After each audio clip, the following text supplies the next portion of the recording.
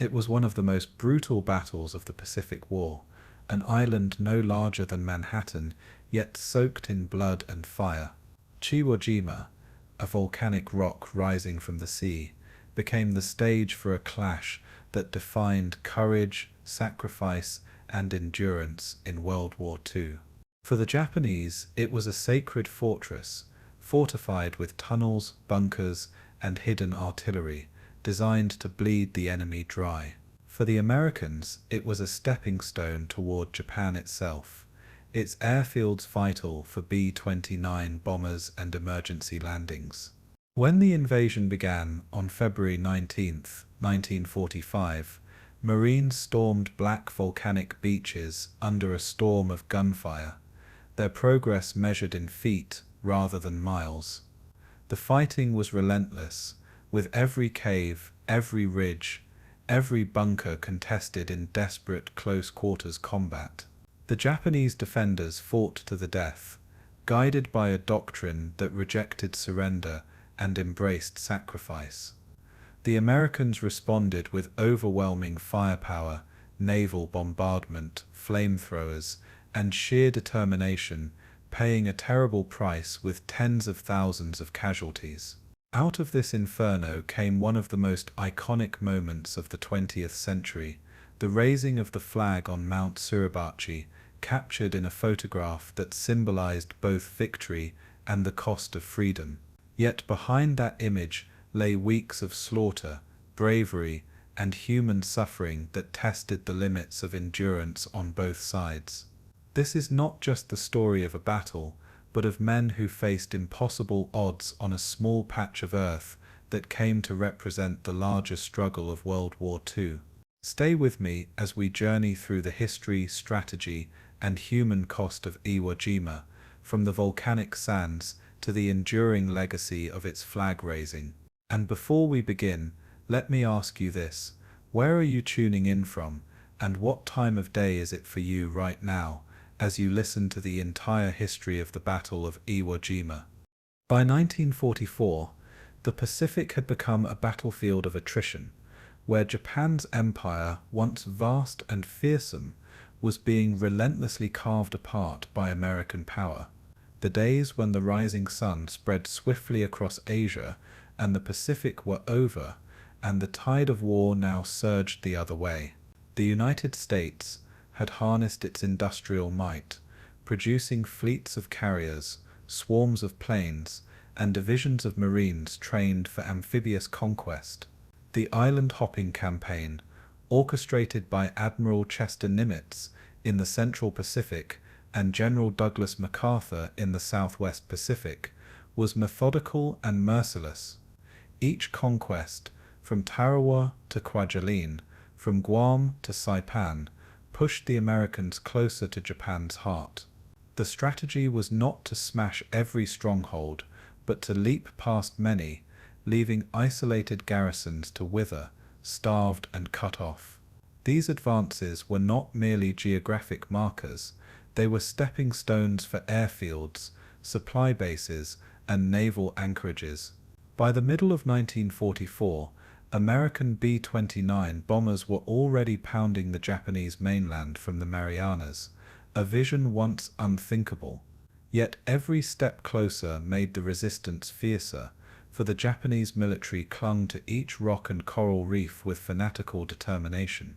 It was this tightening grip that brought both nations into collision with the volcanic island of Iwo Jima. The importance of Iwo Jima lay not in its size but in its location, a barren speck of land only 8 square miles wide, but lying midway between the Marianas and Japan itself.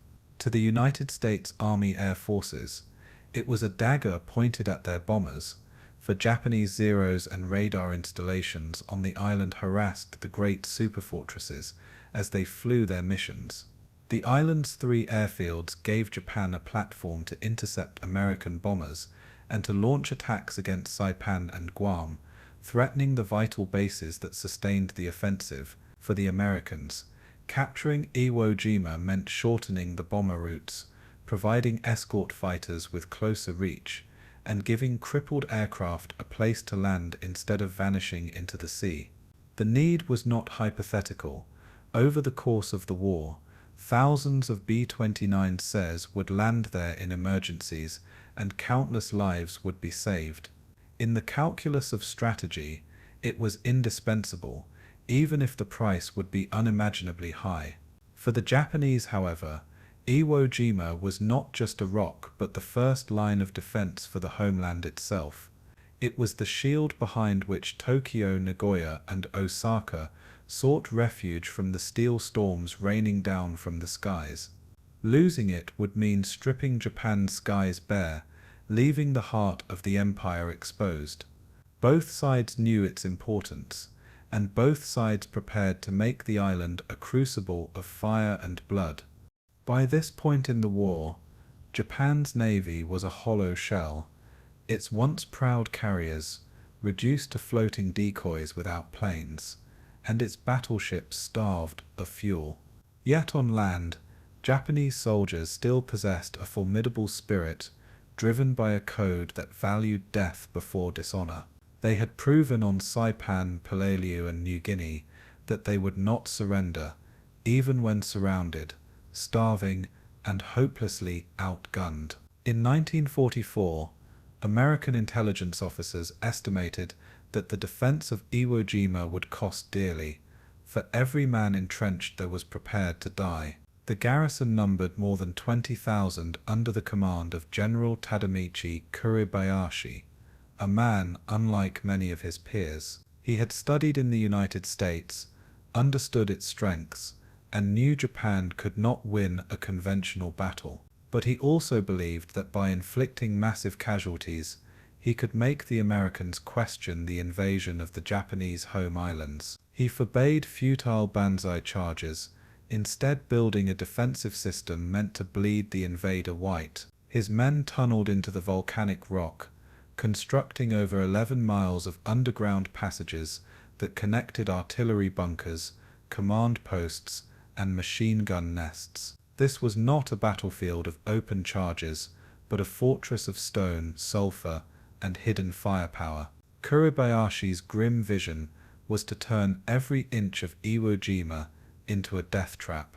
The Americans had faced fortified islands before, but never one like this. Tarawa had shown how fanatical defenders could annihilate an entire wave of Marines on the beaches, and Pelili had revealed the horrors of cave-to-cave combat under the sun. Yet Iwo Jima was something worse, a combination of both, magnified by terrain that seemed engineered for defense. The island was covered in black volcanic ash that swallowed boots and bogged down tanks, leaving attackers exposed to fire from above. Mount Suribachi, a dormant volcano at the southern tip, loomed over the beaches like a gun barrel pointed at the sea. The Japanese placed heavy artillery in its slopes, with camouflaged positions invisible even under weeks of bombardment. The very ground was alive with hidden guns and snipers, waiting for the invasion to begin. For the Marines who studied the maps, it seemed like they were walking into a trap set by nature and man alike. Yet the American war machine could not bypass it, for to leave Iwo Jima standing was to leave every bomber crew vulnerable, and so the decision was made. The island had to be taken, no matter the cost. The larger strategic picture gave urgency to the plan.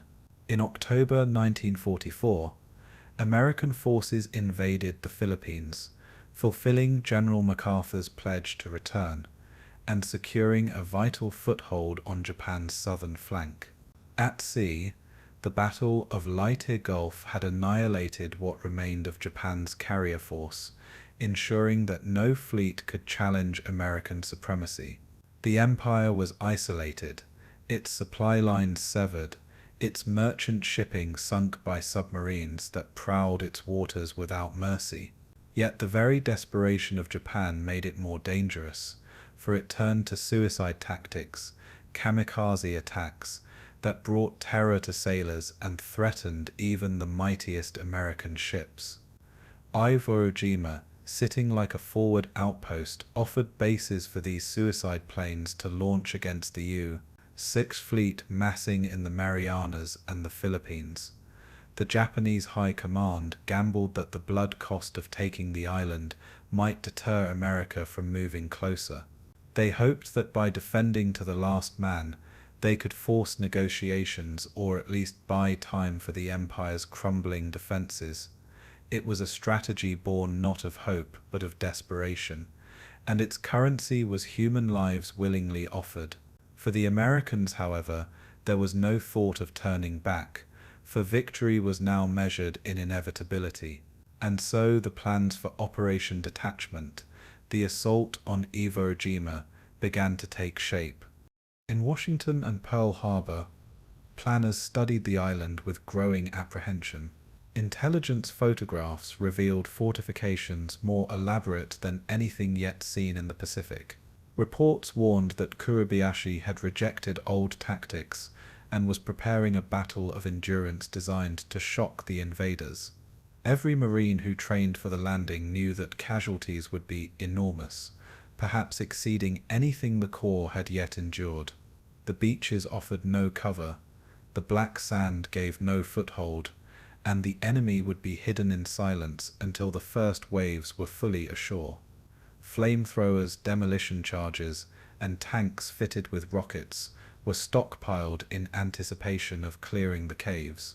Naval guns and carrier-based bombers were scheduled to pound the island for weeks before the landing. Yet even then, commanders doubted the bombardment would neutralize the defenses buried deep underground. The men preparing for the invasion understood they were being sent into a nightmare from which many would not return, but they also believed that their sacrifice was necessary to hasten the end of the war. Meanwhile, the Japanese garrison endured the bombardment with grim resolve, knowing that no relief would come. Food and water were rationed, ammunition hoarded, and every man was told that his duty was to die in place. Kuribayashi walked among his soldiers, instilling discipline and reminding them that their deaths could buy Japan precious time.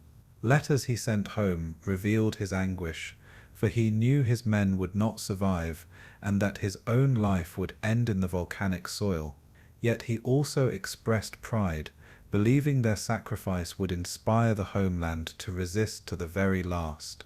The caves reeked of sulfur, sweat, and anticipation, but the soldiers endured, waiting for the inevitable clash. Unlike earlier battles, they would not throw their lives away in a single night attack. They would drag the Americans into a drawn-out slaughter, turning each ridge and crater into a fortress. This was a new kind of Japanese defense, one born of pragmatism rather than illusion, and it promised to make Iwo Jima the bloodiest battlefield yet seen in the Pacific. By the close of 1944, the Pacific War had become a struggle of wills as much as weapons. The Americans sought speed, momentum, and the shortest path to Tokyo, confident that overwhelming force would break the empire. The Japanese clung to endurance, willing to sacrifice entire garrisons if it delayed the inevitable and made invasion appear too costly. In this clash of strategies, Iwo Jima emerged as the perfect crucible, a place where both visions would collide in fire and ash. For the Marines, it was a stepping stone, essential to secure the bombing campaign and shield the fleet. For Kuribayashi and his men, it was sacred soil, a last chance to write their loyalty in blood upon the earth. Neither side expected an easy battle, but both knew it would become a legend written in sacrifice. The island was tiny, desolate, and sulfur-stained, but it stood as a gateway to the end of the war. As the fleets assembled and the troops rehearsed, an entire world seemed to hold its breath. The Pacific War in 1944 had built toward this moment, and soon the storm would break upon Iwo Jima.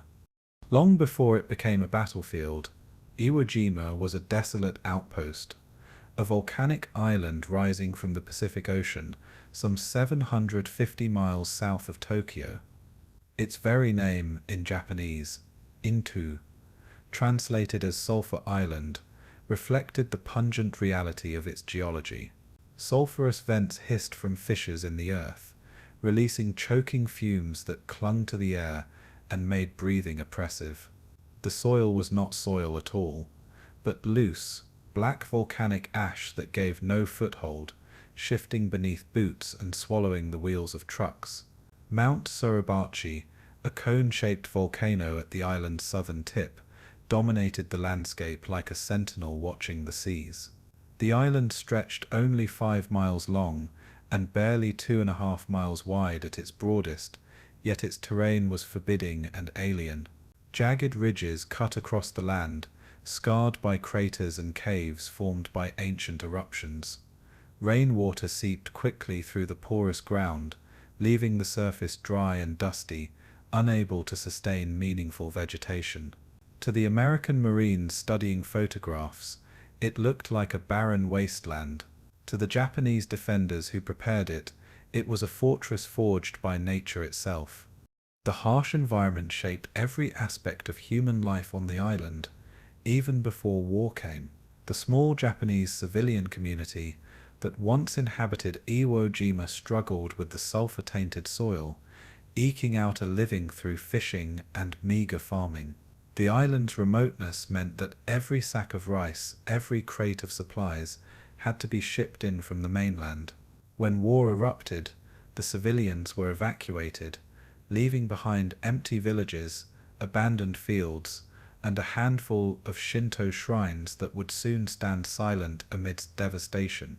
For the garrison that took their place, life was an ordeal of heat, fumes, and thirst. Water was scarce, and wells often yielded only brackish, sulfuric liquid unfit for drinking. Supplies arrived irregularly, carried by convoys that were increasingly vulnerable to American submarines and aircraft. The men stationed there learned to endure hunger and rationing long before the invasion ever came. For them, the island was less a posting than a sentence, a place of exile where survival depended on discipline. Yet in that hardship lay the seeds of resolve, for suffering had prepared them for the hell to come. As 1944 drew to a close, General Tadamichi Kuribayashi ordered his men to transform this inhospitable rock into a fortress of steel and stone. His engineers and soldiers began an extraordinary feat of construction, carving deep into the volcanic earth to build a defensive system unrivaled in the Pacific. Using dynamite, drills, and shovels, they created an underground labyrinth stretching more than 11 miles. Caves were hollowed into hillsides, interconnected by tunnels that allowed men and supplies to move unseen. Bunkers were built with reinforced concrete, designed to withstand days of bombardment from the heaviest naval guns. Artillery pieces were hidden behind steel doors that opened only to fire, then shut again to conceal the weapon. Mortars and machine guns were emplaced in pillboxes that blended seamlessly into the terrain, their fields of fire overlapping to create kill zones. Even Mount Suribachi itself was honeycombed with galleries, its slopes bristling with concealed guns ready to strike at the beaches below. The construction was so thorough that entire companies could vanish underground, invisible to reconnaissance planes circling above. What appeared to be a lifeless island was in fact a vast subterranean fortress, alive with men waiting for the moment to strike. Kuribayashi's vision was radical compared to earlier Japanese defenses in the Pacific. On islands like Tarawa and Saipan, defenders had often sought to repel invaders at the water's edge, throwing their lives away in futile banzai charges. But the general understood that such tactics only squandered men against overwhelming American firepower. Instead, he designed Iwo Jima to bleed the enemy slowly, turning every ridge, gully, and crater into a killing ground. He forbade wasteful suicide attacks, insisting that each soldier's life should be traded for as many enemy lives as possible. His plan was not to stop the invasion outright, but to make the conquest so costly that American leaders might hesitate to invade the Japanese home islands. His orders reflected a grim pragmatism. The garrison would fight to the last man, but their deaths would have meaning in the larger strategy of defense. This philosophy demanded discipline and preparation, and his soldiers obeyed with near religious devotion. They labored day and night, covered in volcanic dust and sweat, cutting into the earth even as bombs fell from American planes. What they built beneath the island's sulfurous crust would soon shock the world. For the Americans, the terrain promised a nightmare unlike any other. Reconnaissance photographs revealed little more than barren slopes and ash-covered plains, but intelligence reports hinted at formidable defenses underground. The black volcanic sand that covered the landing beaches would prevent bulldozers and tanks from moving quickly, turning every yard into a struggle. The island's ridges, jagged and uneven, offered natural observation points for Japanese artillery. Suribachi loomed over the landing zones, commanding a field of fire that no invader could escape. Even the air reeked of sulfur, acrid and choking, a constant reminder of the hostile environment awaiting the Marines. Unlike coral islands with clear water tables, Iwo Jima had no natural springs to offer relief. The Marines would carry their own supplies of water and fuel, knowing the land itself would give them nothing.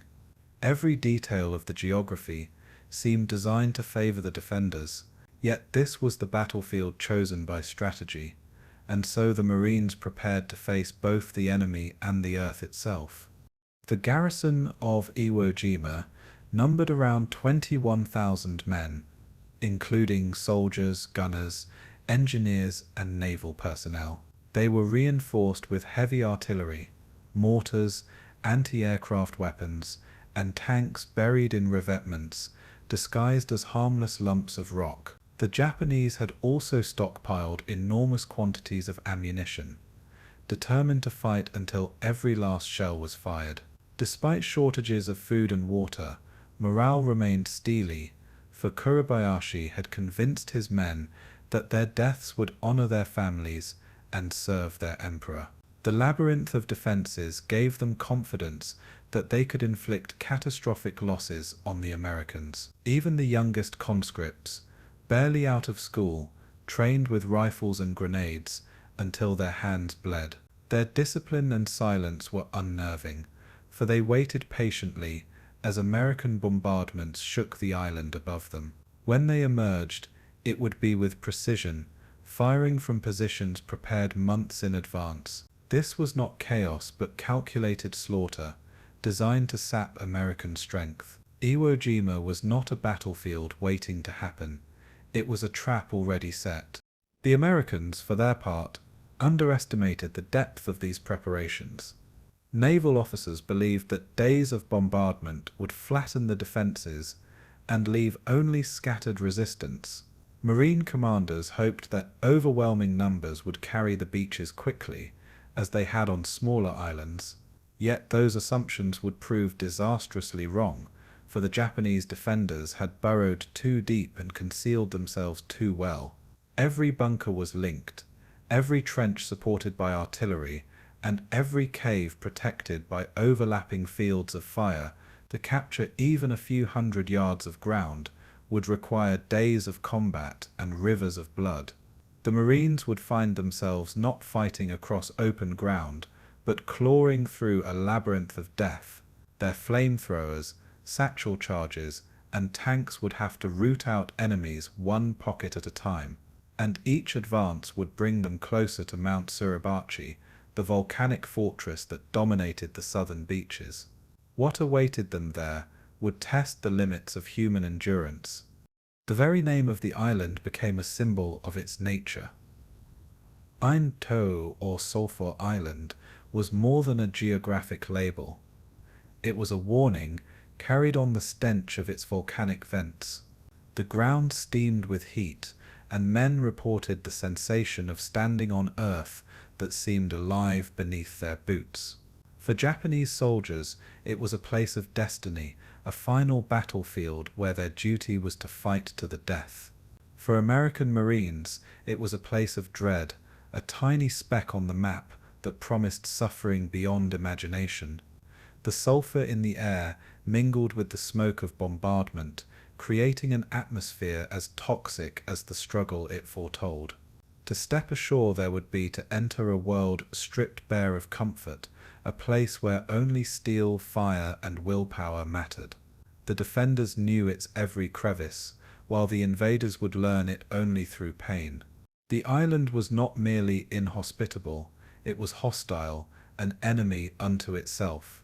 As both armies prepared, the smell of sulfur became the smell of fate, and soon it would mingle with blood. At the center of Iwo Jima's defense stood General Tadamichi Kuribayashi, a man whose name would become synonymous with sacrifice and steel resolve.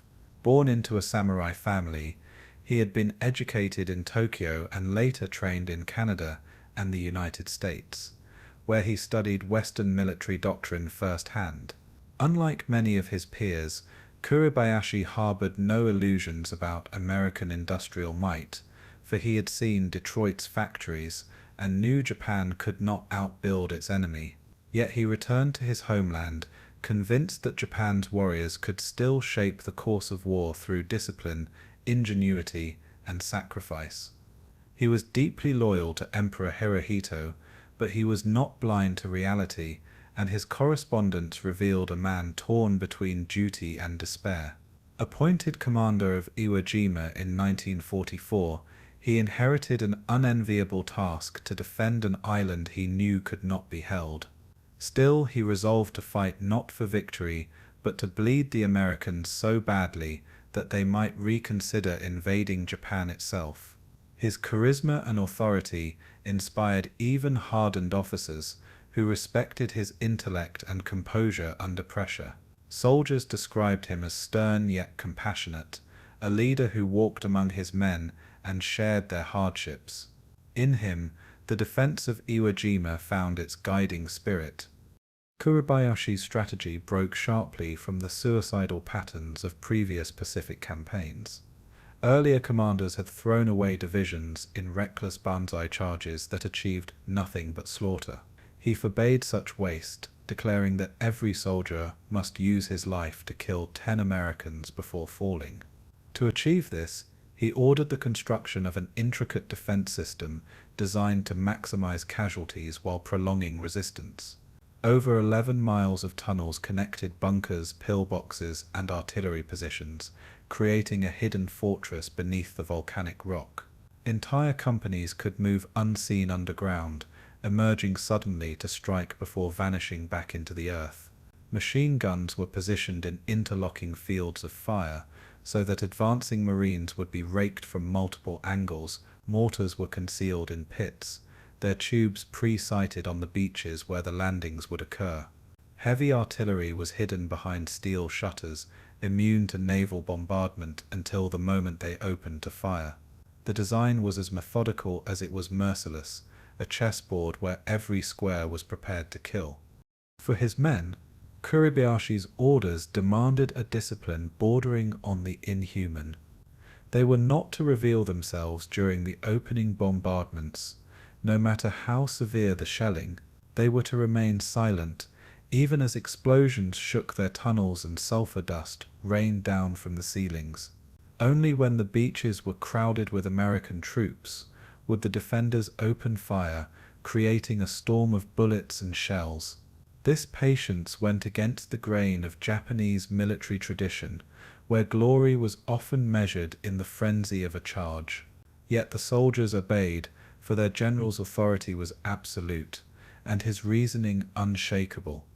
He told them bluntly that they would all die, but that their deaths could buy Japan time.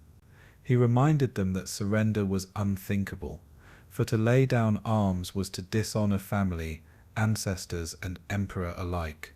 To a Western ear, such orders might sound cruel, but to the men of Iwo Jima they were a sacred duty. In the silence of the caves, they prepared to meet their fate. The Japanese mindset that shaped these soldiers was forged long before the war in the traditions of Bushido, the way of the warrior. This ancient code emphasized loyalty, honor, and the acceptance of death as the ultimate proof of devotion. In the Imperial Japanese Army, these ideals were sharpened into steel-hard doctrine. Surrender was worse than death, and captivity was shame. Soldiers were told that the emperor was divine, a living god, and to die for him was the highest honor a man could achieve. On islands across the Pacific, this belief had already produced scenes of mass suicide, as both soldiers and civilians leapt from cliffs rather than submit to capture. At Iwo Jima, Kuribayashi harnessed this spirit, but redirected it with discipline, demanding not quick death, but long resistance. He wanted his men to kill as many Americans as possible before they met their end, turning their sacrifice into a weapon. The soldiers accepted this command without question, seeing their survival not as a goal, but as an obstacle to honor. Theirs was not a defense built on hope, but on inevitability, a grim embrace of annihilation. This was the psychology that awaited the Marines when they landed. Life for the defenders. Before the battle was a crucible of hardship that hardened their resolve. Supplies of food and water dwindled, forcing men to live on half rations and to drink water that stank of sulfur. The heat underground was suffocating, with temperatures often soaring above 120 degrees Fahrenheit in the tunnels. Air was stale, filled with dust and fumes, and lamps flickered dimly against the walls. Yet the men continued to dig, hammer and haul stone, carving deeper into the island day and night. Officers lived side by side with enlisted men, sharing the same foul air and meager meals which bound them together in shared suffering. Letters home spoke of longing for family, but also of pride in their mission and a willingness to die for Japan. Many men carved farewell poems into scraps of paper, hiding them in their uniforms to be found when their bodies were discovered. Despite exhaustion, they drilled constantly, rehearsing how to fire, retreat, and re-emerge from the tunnels. When the Americans came, every defender would be ready. Kuribayashi also understood that modern warfare required more than just spirit. It required weapons skillfully deployed. He prioritized the placement of artillery, ensuring that key positions covered likely landing zones with devastating precision. He directed his engineers to camouflage every gun, disguising them as harmless rocks or burying them beneath concealed shutters. He emphasized the importance of interlocking fire so that no Marine could advance without being caught in overlapping fields of machine gun fire. Snipers were trained to target officers and radio operators first, disrupting American command and communication. Mortars were given priority, as they could strike the beaches even after naval bombardment subsided. Anti-aircraft guns were sighted to defend the airfields, though he knew American air superiority would be overwhelming. He even had tanks buried up to their turrets, turning them into immovable pillboxes hidden in the terrain. Every weapon was to be used sparingly, conserving ammunition until the enemy was at its most vulnerable. It was a defense designed not for flexibility, but for maximum lethality. The Japanese soldiers who manned these positions came from across the empire, but they shared a common indoctrination. Many were young conscripts, barely out of school, but they had been taught from childhood that loyalty to the emperor was absolute. Others were veterans of China or earlier Pacific campaigns, hardened by years of combat. Together they formed a garrison of roughly 21,000 men, each bound by the same oath, fight to the death. They lacked air support, naval support, and reinforcements, but they did not lack conviction. Their weapons were limited, but their willingness to endure suffering and embrace death made them formidable opponents. They spoke of the Americans with both fear and respect, acknowledging their firepower, but vowing to resist them to the last. Within the tunnels they whispered prayers to ancestors, sharpened bayonets, and checked rifles again and again. They knew they would never return home, but they believed their sacrifice would echo across Japan. And in the silence of those caves, destiny awaited them. By early 1945, the defenders of Iwo Jima were not merely soldiers. They were instruments of a strategy rooted in sacrifice. Kuribayashi had shaped them into a force that would not crumble, but would fight with calculated ferocity until annihilation. Their environment, their weapons, and their mindset had fused into a singular purpose to make the capture of this island costlier than any before it. The Americans would face not a reckless banzai charge, but a patient, disciplined army determined to kill from the shadows. Every crater would be a stronghold, every ridge a trap, every yard of ground a battlefield. To conquer such an enemy would demand courage, endurance, and unimaginable sacrifice. To ignore such an enemy was impossible, for Iwo Jima sat in the path to Japan itself. The clash was inevitable, and both sides knew it. For the defenders, death was not a possibility, but a certainty. And with that certainty, they waited in silence beneath the island of Sulfur.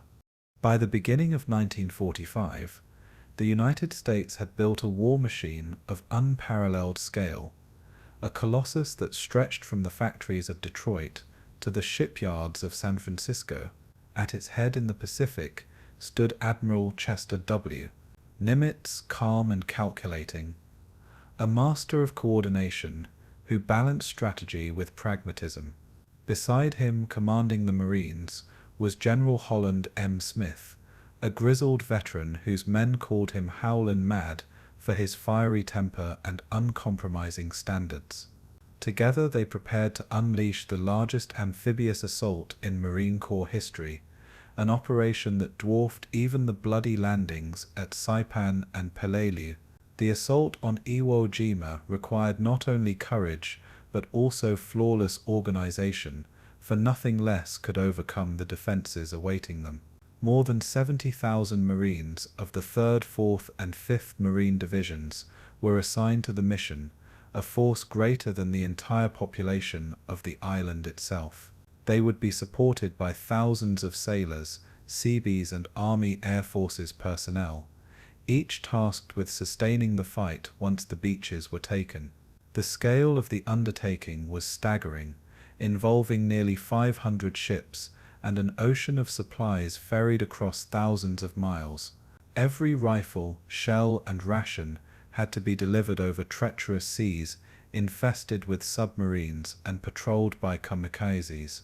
To move such a force required an industrial effort only America could muster, a testament to the power that now bore down on Japan. The logistical challenge of transporting this vast armada was a feat of planning unmatched in modern warfare. Each division carried its own tanks, artillery, jeeps, bulldozers, flamethrowers, and medical equipment, all of which had to be loaded with precision into landing ships. Amphibious tractors, known as LVTs, were prepared to crawl across the black volcanic sands, carrying men and supplies into the teeth of fire. Engineers carefully calculated the order of embarkation, ensuring that every wave of Marines would land with the right mix of firepower and equipment. Behind them, floating supply dumps carried mountains of ammunition, fuel, water, and food, essential to sustaining an army fighting on a barren island. The Navy coordinated dozens of specialized vessels, destroyers for fire support, carriers for air cover, and battleships armed with 16-inch guns to pulverize defenses. The coordination required hundreds of officers working around the clock, mapping every movement with exacting detail. Convoys stretched across the Pacific like steel highways, weaving from Hawaii to the Marianas, their decks piled high with war material. At every stage, secrecy was paramount, for Japanese submarines lurked beneath the waves and reconnaissance planes probed the sea lanes. Yet the Americans had learned from bitter experience at Tarawa and Saipan, and their planning now approached an art form. The machine of war was in motion, and nothing would stop it until it reached Iwo Jima. For the Marines chosen to spearhead the assault, training became their world in the months before departure. They rehearsed amphibious landings again and again, storming mock beaches in Hawaii and the Marianas under the eyes of stern instructors. Flamethrower teams practiced burning out pillboxes built from concrete, while demolition squads drilled in setting satchel charges with deadly precision. Riflemen crawled through sand under live fire, learning to keep their heads down as machine guns roared above. Tank crews maneuvered Sherman tanks through rough terrain, knowing they would have to climb volcanic ridges under fire. Engineers learned to cut paths through obstacles with explosives, while medics trained to work under chaos, dragging wounded men to cover. Every Marine knew the odds and understood the cost, for casualty estimates whispered through the ranks were staggering. The younger men wrote letters home, sealing them with the uneasy awareness that they might never be sent. Veterans of earlier battles sharpened bayonets in silence, remembering friends left behind on Tarawa and Pelio. Discipline and preparation filled their days, but beneath the surface, tension built with every passing hour. General Holland Smith drilled his officers relentlessly, insisting that no detail be left unchecked. He had commanded Marines in nearly every major Pacific landing and carried the scars of Peleliu, where poor planning had cost thousands of lives. Determined not to repeat those mistakes, he demanded that his men know the terrain, the objectives, and the timetable by heart. His bluntness often sparked clashes with fellow officers, but his authority among the Marines was absolute. They respected his fury, for it came from a place of loyalty to their survival, even if survival was uncertain. His partnership with Nimitz was not without friction, but both men knew that unity was essential to success. Together they balanced aggression with caution, weighing the need for speed against the realities of entrenched Japanese resistance. Their staffs worked ceaselessly, poring over maps, aerial photographs, and intelligence reports. They tried to imagine every possible scenario, though both knew war never unfolded exactly as planned, and as the invasion drew nearer, the burden of responsibility weighed heavily on their shoulders. The Navy, too, prepared with precision, for its role would be decisive in the opening days. Battleships, like the USS New York and USS Arkansas, were assigned to bombard the island, their guns capable of hurling shells the size of automobiles. Carriers carried squadrons of Hellcat fighters and Helldiver bombers, tasked with softening defenses and protecting the fleet from kamikazes. Destroyers prepared to sail dangerously close to shore, their smaller guns providing direct fire support for advancing Marines. Seabees, the Navy's construction battalions, trained to land alongside combat troops and carve roads and airstrips out of volcanic rock. The Armada included hospital ships, staffed with surgeons, nurses, and orderlies, ready to receive the wounded by the thousands. Oilers, supply ships, and ammunition carriers formed the lifeblood of the fleet, without which the invasion could not continue. Each vessel had its role, and every role was critical, for even a single failure could jeopardize the entire assault. Naval commanders knew the risks, for Japanese submarines prowled the waters and suicide planes had already proven devastating. Yet they trusted in American supremacy at sea, earned through years of bitter battles from Coral Sea to Leyte Gulf. Now that supremacy was about to be tested in the crucible of Iwo Jima, amphibious warfare had become the hallmark of the American advance, and by 1945 it had evolved into a deadly science. Waves of landing craft, guided by precise signals, could deliver men across open water under covering fire. Coordinated airstrikes preceded each wave, while naval guns raked the beaches in preparation. Specialized vehicles, like amphibious tanks and flamethrower carriers, added firepower never before seen in such assaults.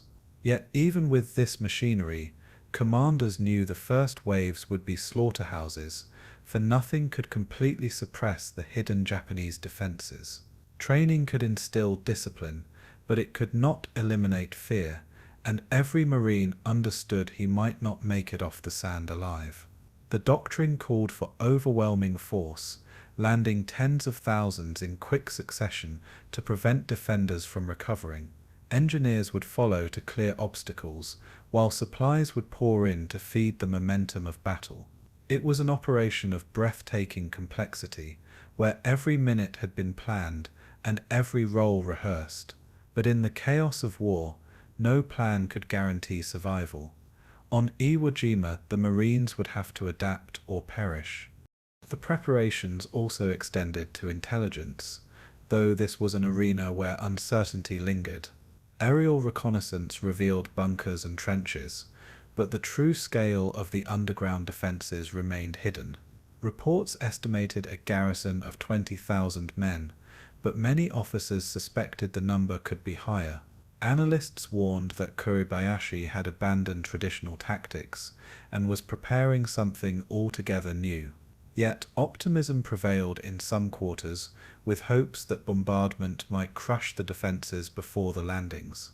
Intelligence officers debated whether Mount Suribachi could be neutralized quickly, or whether it would dominate the beaches for weeks. Maps were drawn, sand table models built, and officers briefed their men with what little was certain. But behind the confidence lay unease, for veterans knew that the enemy's silence was often the loudest warning. Kuribayashi's decision to stay hidden would soon prove devastating. The Americans prepared as best they could, but they did not yet grasp the true nature of the battle awaiting them. By February 1945, the invasion force was assembled, stretching across the Pacific, like a floating city of war. Hundreds of ships formed convoys, their decks crowded with Marines writing letters, checking weapons, and staring at the horizon. Below decks, tanks and jeeps clattered in the holds, secured by chains against the rocking sea. Kitchens prepared meals for thousands, while chaplains led prayers that echoed in the steel corridors. At night the armada moved in silence, darkened to avoid detection, with only the stars above as witness. Radios crackled with coded signals, as commanders coordinated movements across hundreds of miles. Every man aboard knew the target, though few had seen it, and rumors spread about black sand and sulfur vents. The scale of the fleet was unprecedented, greater than any assembled in the Pacific to that point. It was the embodiment of American industrial and military might, projected across an ocean to strike at a volcanic rock. As the ship steamed toward Iwo Jima, the war machine was in motion, and nothing could stop it. In the weeks before the invasion, the United States Navy and Army Air Forces unleashed a storm of steel upon Iwo Jima. From the decks of carriers and the bays of bombers, thousands of tons of explosives rained down on the tiny volcanic island. Battleships fired shells heavier than automobiles, their blasts shaking the sea and sending geysers of ash into the sky. Cruisers and destroyers joined in, pouring round after round into suspected positions along the beaches. Overhead, B-24 Liberators and carrier-based aircraft roared in formation, dropping bombs that cratered the ridges and pounded Mount Suribachi. Day after day, the bombardment continued, filling the air with smoke and thunder that seemed to promise annihilation. Observers noted that nothing could survive such punishment, for the island trembled as though the earth itself might shatter. Pilots returned to their carriers, reporting that every visible structure had been reduced to rubble. To the Americans, the bombardment was preparation to the Japanese. It was only the overture to their chosen sacrifice. And beneath the ash and ruin, an army waited in silence.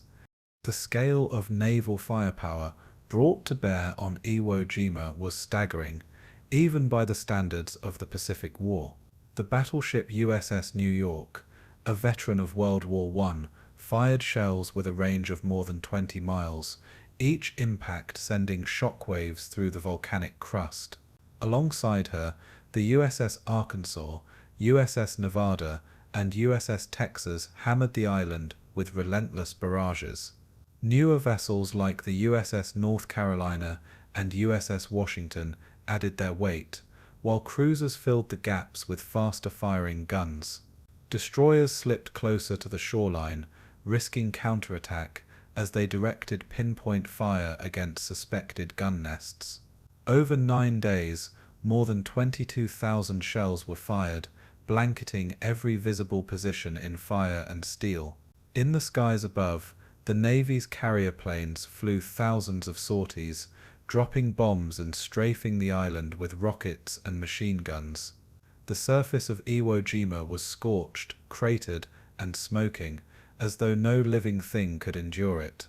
To the Marines waiting offshore, it seemed the defenders must surely have been obliterated. Yet appearances, as always in war, were deceiving. General Kuribayashi had ordered his men to endure the storm in silence, hidden deep within their labyrinth of tunnels. They huddled in caverns carved from volcanic rock, sweating in the choking heat as shells thundered above them. The air grew thick with dust and the acrid stench of sulfur, but discipline held, and no man fired a shot. The Japanese had learned from earlier battles that to reveal themselves during bombardment was suicide. Kuribayashi's strict command was simple: survive, stay hidden, and wait until the enemy was on the beaches. The men endured endless days of shaking earth, their ears ringing, their nerves frayed by the ceaseless concussions. They patched walls, cleared debris, and buried the few who were crushed by direct hits. Yet when the dust cleared, the garrison remained largely intact, their weapons undamaged, their spirit unbroken. In their silence lay a deadly patience, for they knew the real battle had not yet begun. And while the island's surface was shredded, its heart remained alive with defenders.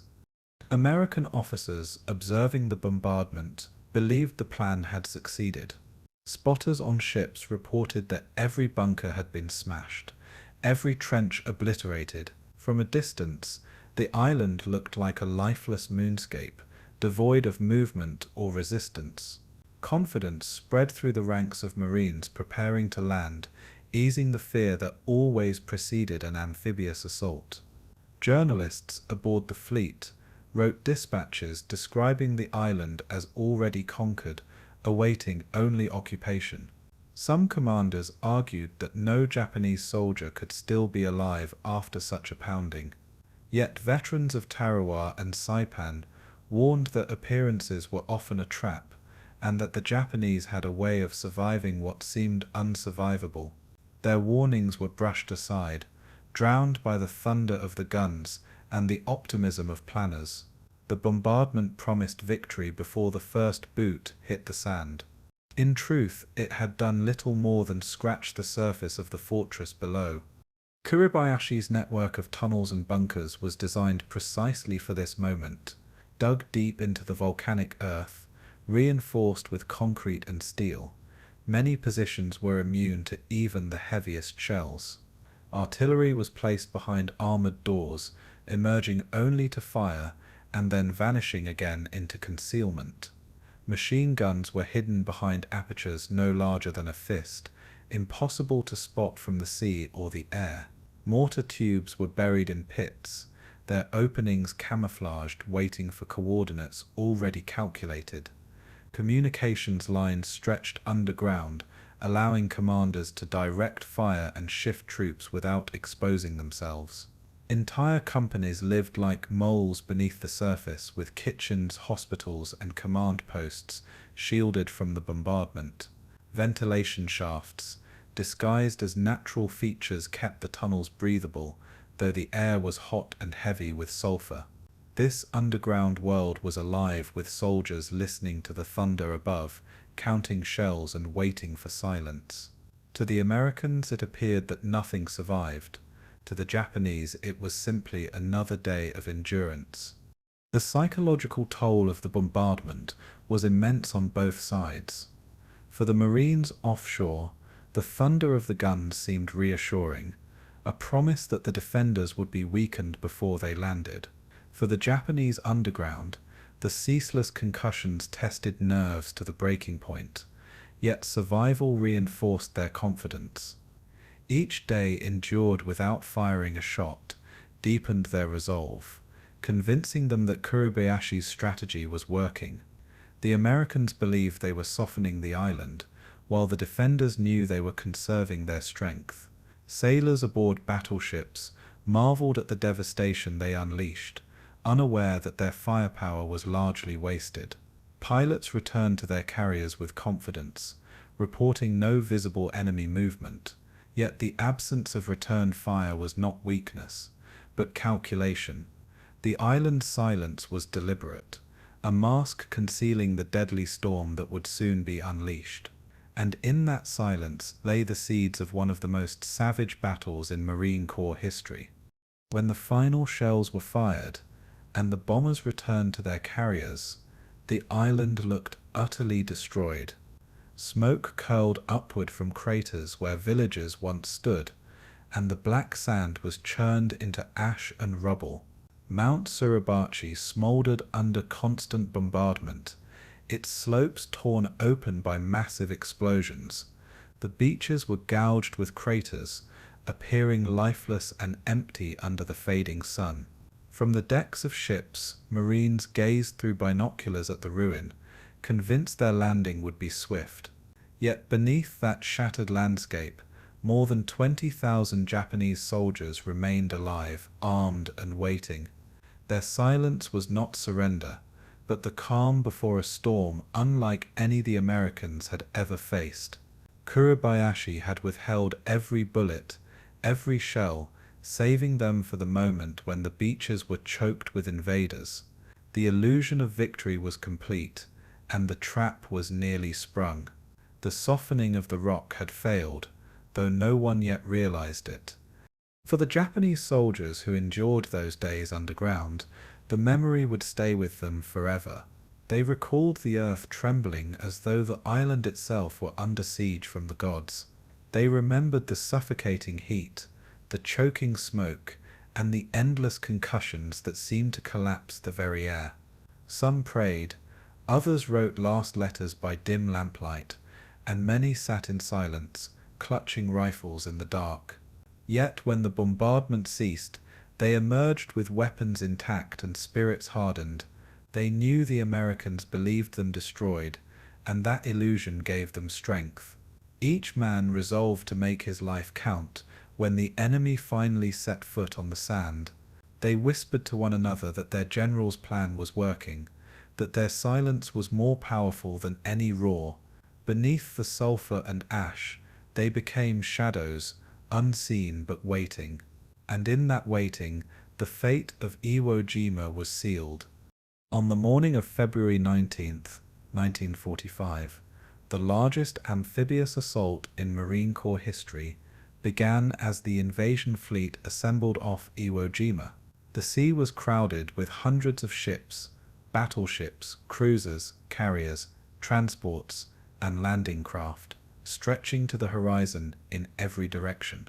Before dawn, Marines crowded the decks of transports, tightening straps on helmets and checking rifles. One last time, chaplains offered final prayers, while some men wrote hurried letters home, sealing them with the grim knowledge they might never return.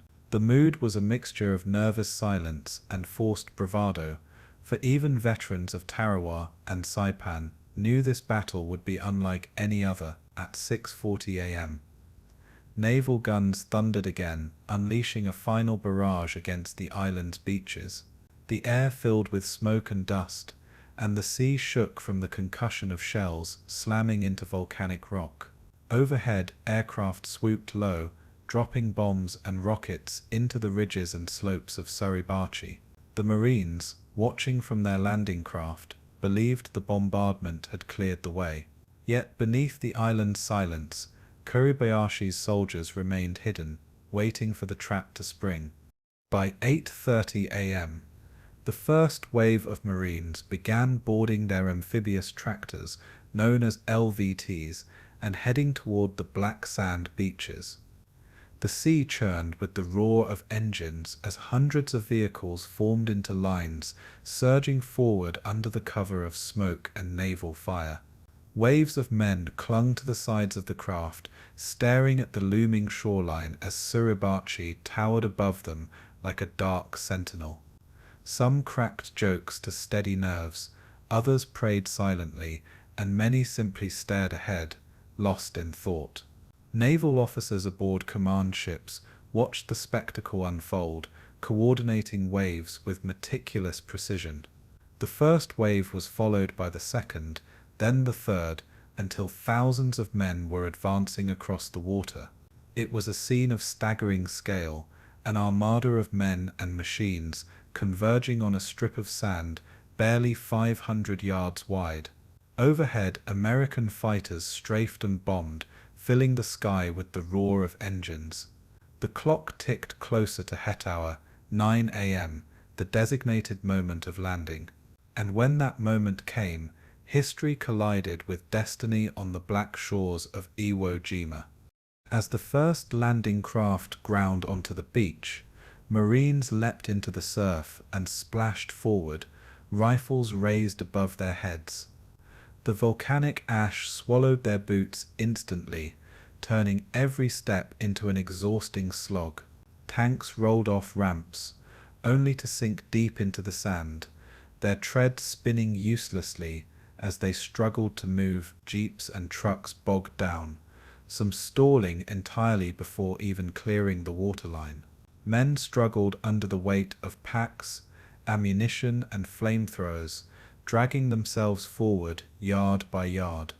Engineers attempted to lay down steel mats to stabilize the sand, but progress was agonizingly slow. Officers shouted orders above the din, trying to push their men inland before the Japanese could respond. For the first few minutes, the silence from the island seemed eerie, almost unnatural. Some Marines began to wonder if the bombardment had truly destroyed the defenders. But within moments, the illusion of safety would be shattered. Suddenly, at 9:15 a.m., Kuribayashi gave the order, and the island erupted in fire. Hidden machine guns opened from pillboxes, stitching the beaches with deadly lines of bullets. Mortar shells crashed down into the crowded landing zones, spraying sand and steel into bodies packed shoulder to shoulder. Artillery concealed on Suribachi thundered to life, its shells plunging into the sea and smashing landing craft to splinters. The silence that had lulled the Marines into belief was replaced by chaos as death reigned from every angle. Entire squads were cut down before they could move beyond the waterline. Corpsmen rushed into the maelstrom, dragging wounded men behind makeshift cover that barely shielded them. Tanks that had managed to land now became targets, bursting into flames as shells pierced their armor. Officers tried to rally their men, but radios failed and chaos reigned across the beaches. What had seemed a lifeless moonscape revealed itself as a fortress of fire. The trap had been sprung, and the slaughter had begun. For the Marines caught on the sand, survival meant clawing forward inch by inch. The black volcanic ash offered no cover, no ridges or dunes to hide behind, only open ground swept by machine gun fire. Men dug with bare hands, scraping shallow foxholes that collapsed as quickly as they were formed. Flamethrower operators became prime targets, bursting into flames when their tanks were struck. Engineers tried to blow open pillboxes, but their charges often fell short under relentless fire. Wounded men cried out for corpsmen, their voices muffled by the roar of explosions and gunfire. Landing craft attempted to bring reinforcements, but many were hit before reaching shore, spilling men and supplies into the surf.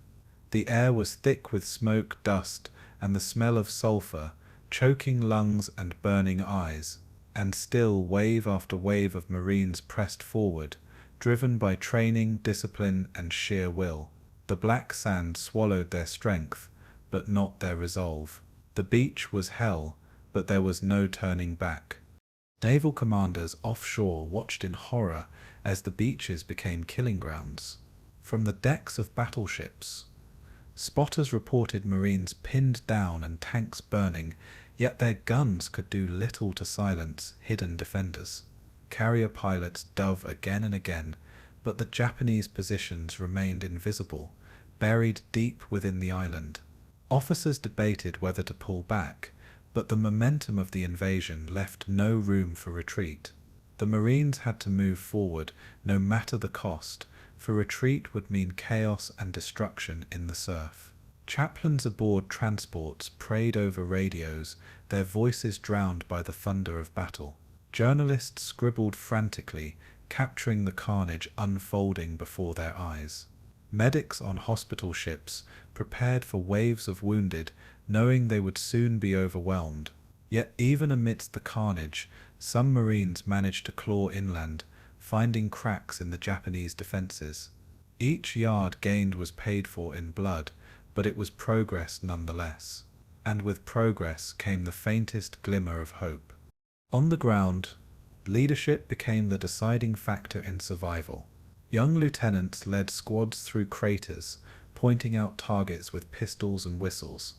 Non-commissioned officers, veterans of earlier battles, rallied men who froze in the face of fire. Medal of Honor actions began to unfold in the chaos, as Marines charged pillboxes single-handedly with grenades and flamethrowers. Corpsmen worked miracles under fire, dragging wounded comrades to cover and treating them with trembling hands. Tank crews refused to abandon burning vehicles, fighting until flames consumed them. Machine gunners set up their weapons in open sand, firing until they were cut down. Every act of bravery was born of desperation, for hesitation meant death. Kuribayashi's plan was working, but the Americans' determination was no less unbreakable. The battle was no longer about strategy, but about raw human endurance, and on the beaches of Iwo Jima, endurance became the only currency of survival. By nightfall, thousands of Marines lay dead or wounded on the black sands, and the beaches were littered with the wreckage of war. Landing craft smoldered in the surf, while the bodies of men floated in crimson-stained waves. Tanks burned like funeral pyres, their silhouettes glowing in the fading light. Yet despite the devastation, the Marines had secured a tenuous foothold, pushing a few hundred yards inland under unimaginable pressure. Kuribayashi's defenders had inflicted terrible losses, but they had not stopped the invasion. Offshore, more waves of Marines prepared to land the following day, determined to reinforce the fragile beachhead. Hospital ships filled with wounded, their decks crowded with stretchers and surgeons working without pause. Chaplains walked the beaches at dusk, offering last rites among the fallen. The first day of the battle had shown the full measure of the island's fury, and for those who survived, it was only the beginning. The first hours on Iwo Jima's beaches descended into a nightmare as Kuribayashi's defenses unleashed their fury on the crowded shoreline. Machine guns hidden in pillboxes fired with surgical precision, their overlapping arcs cutting down Marines as they struggled through volcanic ash. Mortars rained shells into the landing zones, exploding with terrifying accuracy among men packed shoulder to shoulder. Artillery pieces, concealed behind steel shutters, opened fire on the surf, shattering landing craft before they could unload. The beaches became a slaughterhouse where every step forward meant exposure to death from multiple directions. Men dropped into shallow craters for cover, only to find themselves trapped under relentless crossfire. Tanks that managed to land struggled to maneuver, many bogging down in sand or bursting into flames when hit. Engineers attempting to clear obstacles were targeted immediately, their tools abandoned as they fell in heaps. Radio operators were singled out by snipers, leaving units blind and desperate for orders. The carefully planned landing had dissolved into chaos under the withering discipline of Kuribayashi's gunners. For Marines pinned down on the open sand, survival became an act of sheer willpower. Many lay motionless, pressed flat against the beach, hoping the next burst of fire would pass over them. Others clawed at the black ash with bare hands, digging shallow depressions that collapsed as quickly as they were formed. Corpsmen crawled through the killing zones to reach the wounded, dragging men back by their collars as bullets cracked overhead. Casualty rates soared as officers were cut down, leaving young corporals and sergeants to take command under fire. Some Marines carried flamethrowers or demolition charges, knowing they would be primary targets, yet they pressed forward regardless. Stories of heroism unfolded everywhere, men running through fire to throw grenades into pillboxes, others shielding comrades with their own bodies. Machine gun teams set up in the open, firing until they were cut to pieces, refusing to abandon their posts. Chaplains walked among the chaos, kneeling beside the dying and offering prayers as shells burst around them. Every man knew he was in the meat grinder, yet still they advanced. Kuribayashi's defenses were designed to force exactly this kind of brutal attrition. His machine gunners had rehearsed for months, firing along pre-sighted lines that intersected across the beaches. Mortars had been carefully calibrated, ensuring that shells would fall precisely where Marines were most densely packed. Artillery officers coordinated fire with mathematical precision, striking landing craft and supply dumps at the moment of greatest vulnerability. Snipers, hidden in camouflaged pits, picked off anyone who lingered too long in the open. Every weapon was part of a larger design, a web of destruction meant to consume American lives at a horrific pace. Unlike earlier battles, the Japanese did not reveal themselves recklessly, but remained hidden, conserving strength for critical moments. For every pillbox silenced, another opened fire from an unseen angle. For every mortar destroyed, another tube emerged from a camouflaged pit. The Americans were learning that this was not a conventional defense, it was a carefully engineered nightmare. The meat grinder was not chaos but design. The struggle to secure even a foothold was measured in yards, each one bought with blood. Marines advanced in squads, hugging the ground as they crawled forward, tossing grenades into apertures that spat fire. Flamethrower teams crept close to bunkers, spewing liquid fire that roared into hidden chambers, incinerating the defenders inside. Satchel charges blasted apart concrete, sending debris and bodies flying as Marines stormed positions at bayonet point. Tanks provided cover where they could, their turrets swiveling to fire point-blank into pillboxes. Yet each gain was contested savagely, and the price was staggering in lives lost. Companies that landed at full strength were reduced to half within hours, and some platoons ceased to exist entirely.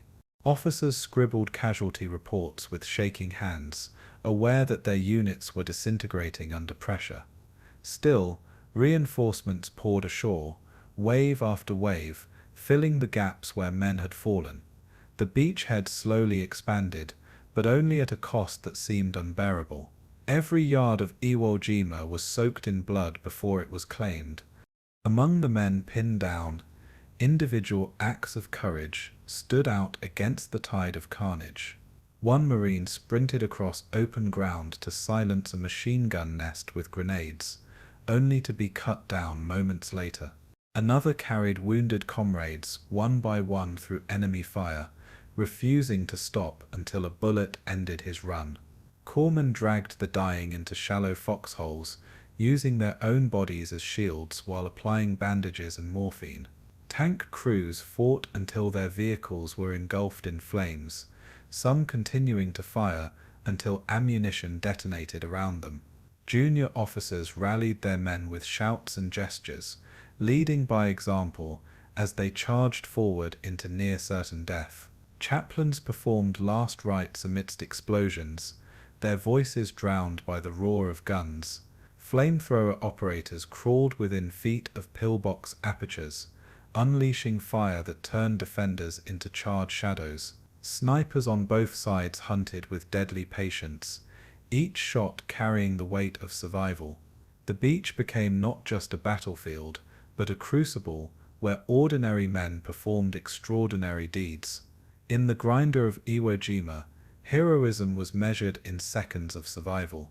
For the Navy offshore, the sight of the beaches filled with smoke, fire, and bodies was a scene of horror.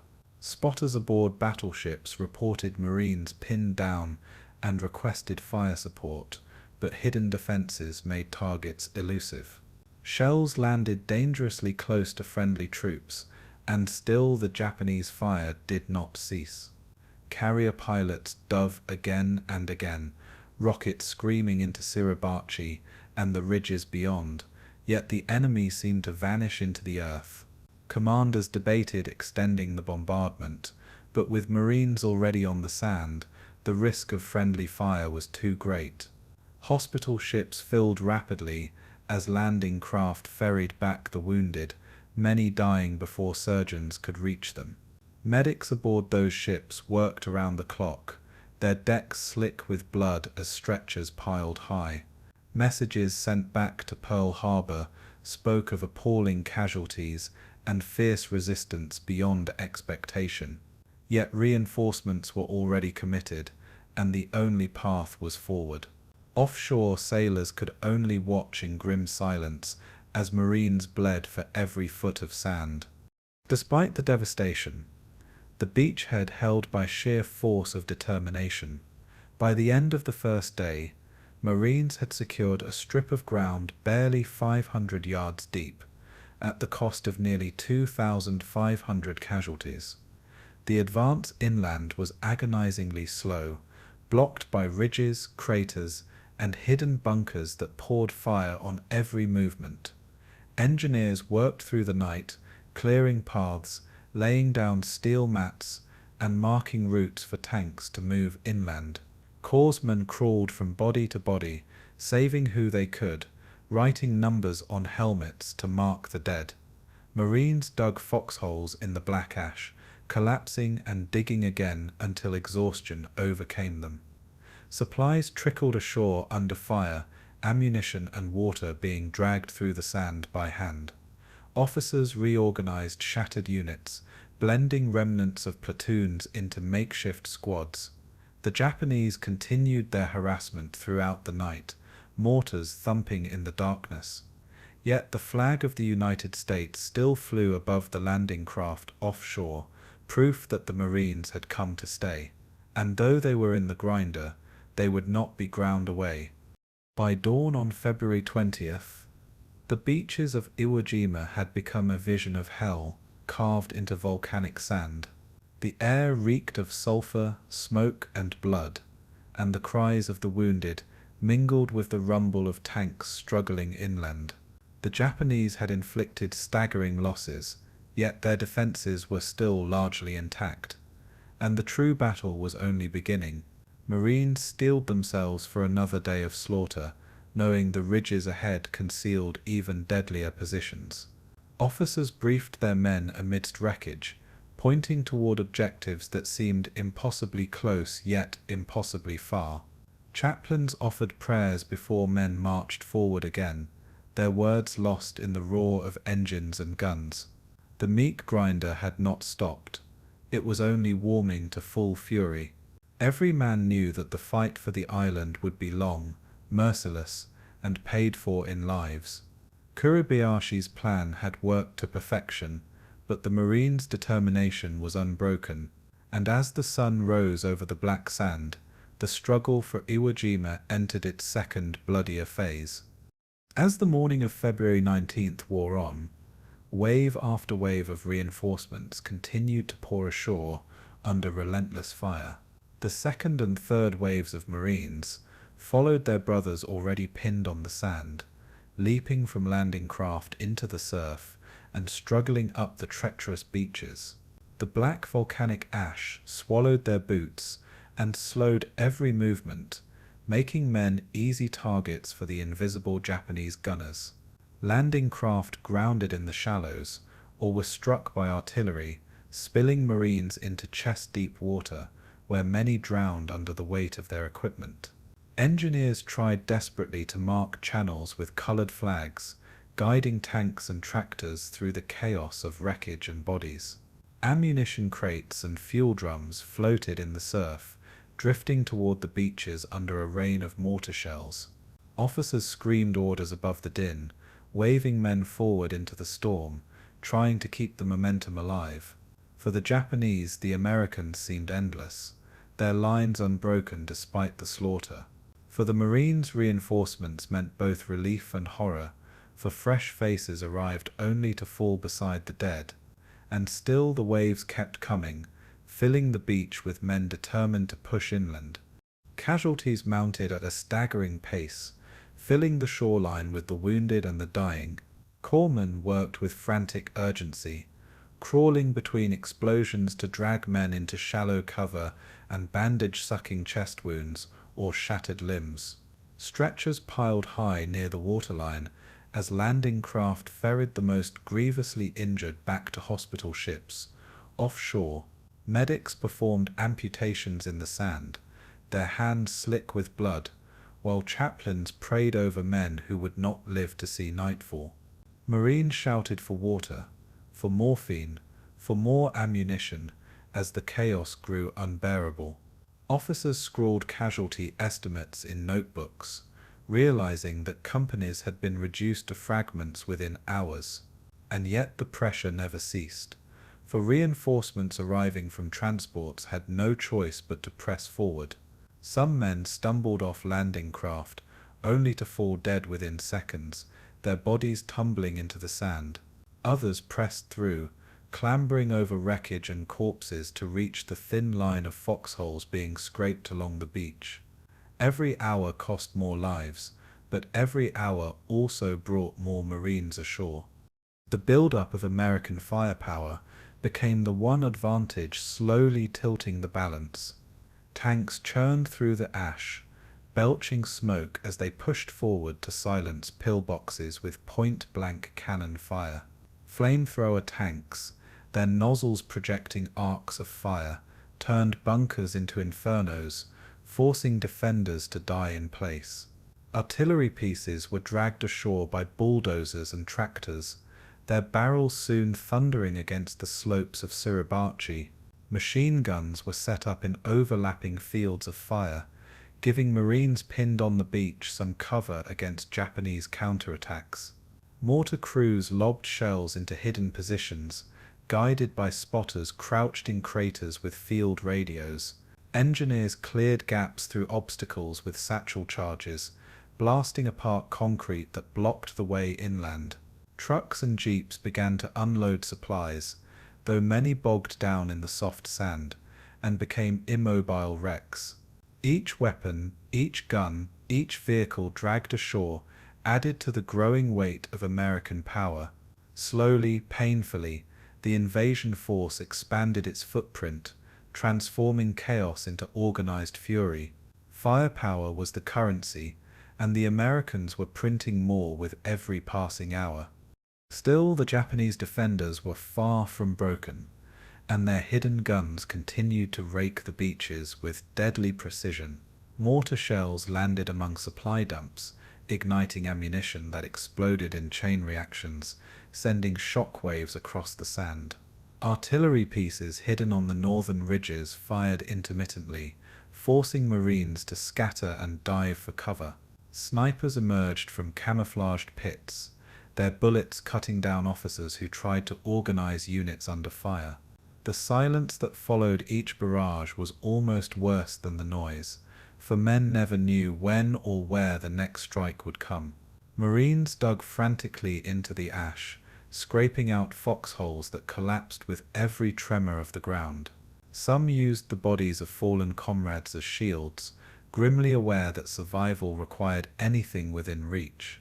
Yet despite the horror, the Marines kept moving forward, pushing tanks past wreckage and dragging machine guns into firing positions. Kuribayashi's plan to pin them on the beaches was working, but it was not enough to drive them back. The Americans refused to yield, and with every reinforcement landed, their power grew heavier. The human stories of that day revealed the depth of endurance required to survive on Iwo Jima. One Marine carried wounded comrades to safety, until he collapsed from exhaustion, his own body riddled with shrapnel. A flamethrower operator crawled within feet of a bunker, igniting it before being shot dead by defenders bursting from the flames. Corpsmen moved from man to man, ignoring their own wounds as they poured sulfur powder into gashes and injected morphine into quivering arms. Tank crews fought trapped inside their vehicles, suffocating in smoke, until shells turned their steel hulls into tombs. Young Marines, barely 18, clutched rifles with shaking hands, trying to steady themselves as comrades fell in heaps beside them. Veterans of Saipan and Peleliu muttered prayers, remembering past horrors as though they had only been rehearsals for this. Chaplains held services among the craters, reading psalms to men who stared silently at the volcanic ridges ahead. Letters from mothers, wives, and children were found clutched in bloody hands, reminders of lives left waiting across the sea. Heroism became routine, performed not for medals but for survival. On Iwo Jima, every act of courage was born in the shadow of death. The logistical nightmare of supplying an army under fire was evident from the very first hours. Landing craft arrived loaded with ammunition, fuel, and food, only to be destroyed before unloading a single crate. Trucks bogged down in sand became obstacles, their cargo abandoned as Marines dragged supplies forward by hand. Engineers risked their lives to mark safe lanes through the surf, guiding vehicles toward the beach under constant shell fire. Navy beachmasters shouted orders with megaphones, trying to coordinate the chaos as waves crashed around them. Bulldozers carved paths through wreckage, dragging damaged tanks and debris aside so fresh vehicles could land. Water and medical supplies were always in short supply, forcing Marines to share canteens and bandages in the heat of battle. Ammunition was carried forward in sandbags slung over shoulders, each load delivered at the risk of a man's life. Hospital corpsmen established aid stations in shallow craters, stitching wounds while shells burst yards away. The system was imperfect, chaotic, and costly, yet it kept the Marines fighting. Logistics, as much as rifles, kept the beachhead alive. As the day wore on, the foothold on Iwo Jima grew, though it remained perilously thin. By nightfall on February 19th, nearly 30,000 Marines had landed, their numbers overwhelming even as casualties soared past 2,500. The beach was now a wasteland of wrecked landing craft, burning tanks, and rows of the dead laid out beneath ponchos. Yet within this destruction, the Americans had managed to carve out a tenuous defensive line, linking foxholes and tank positions into a semblance of order. Engineers worked through the night, clearing lanes for more supplies and repairing radios to restore communication. Artillery batteries began to fire inland, giving the Marines cover as they prepared to push toward the airfields. The Japanese, still hidden, continued sporadic bombardments, ensuring the Marines never truly rested. But the foothold held, and with it came the promise of expanding inland. What had begun as chaos had solidified into determination. The beaches were secure enough to continue the battle.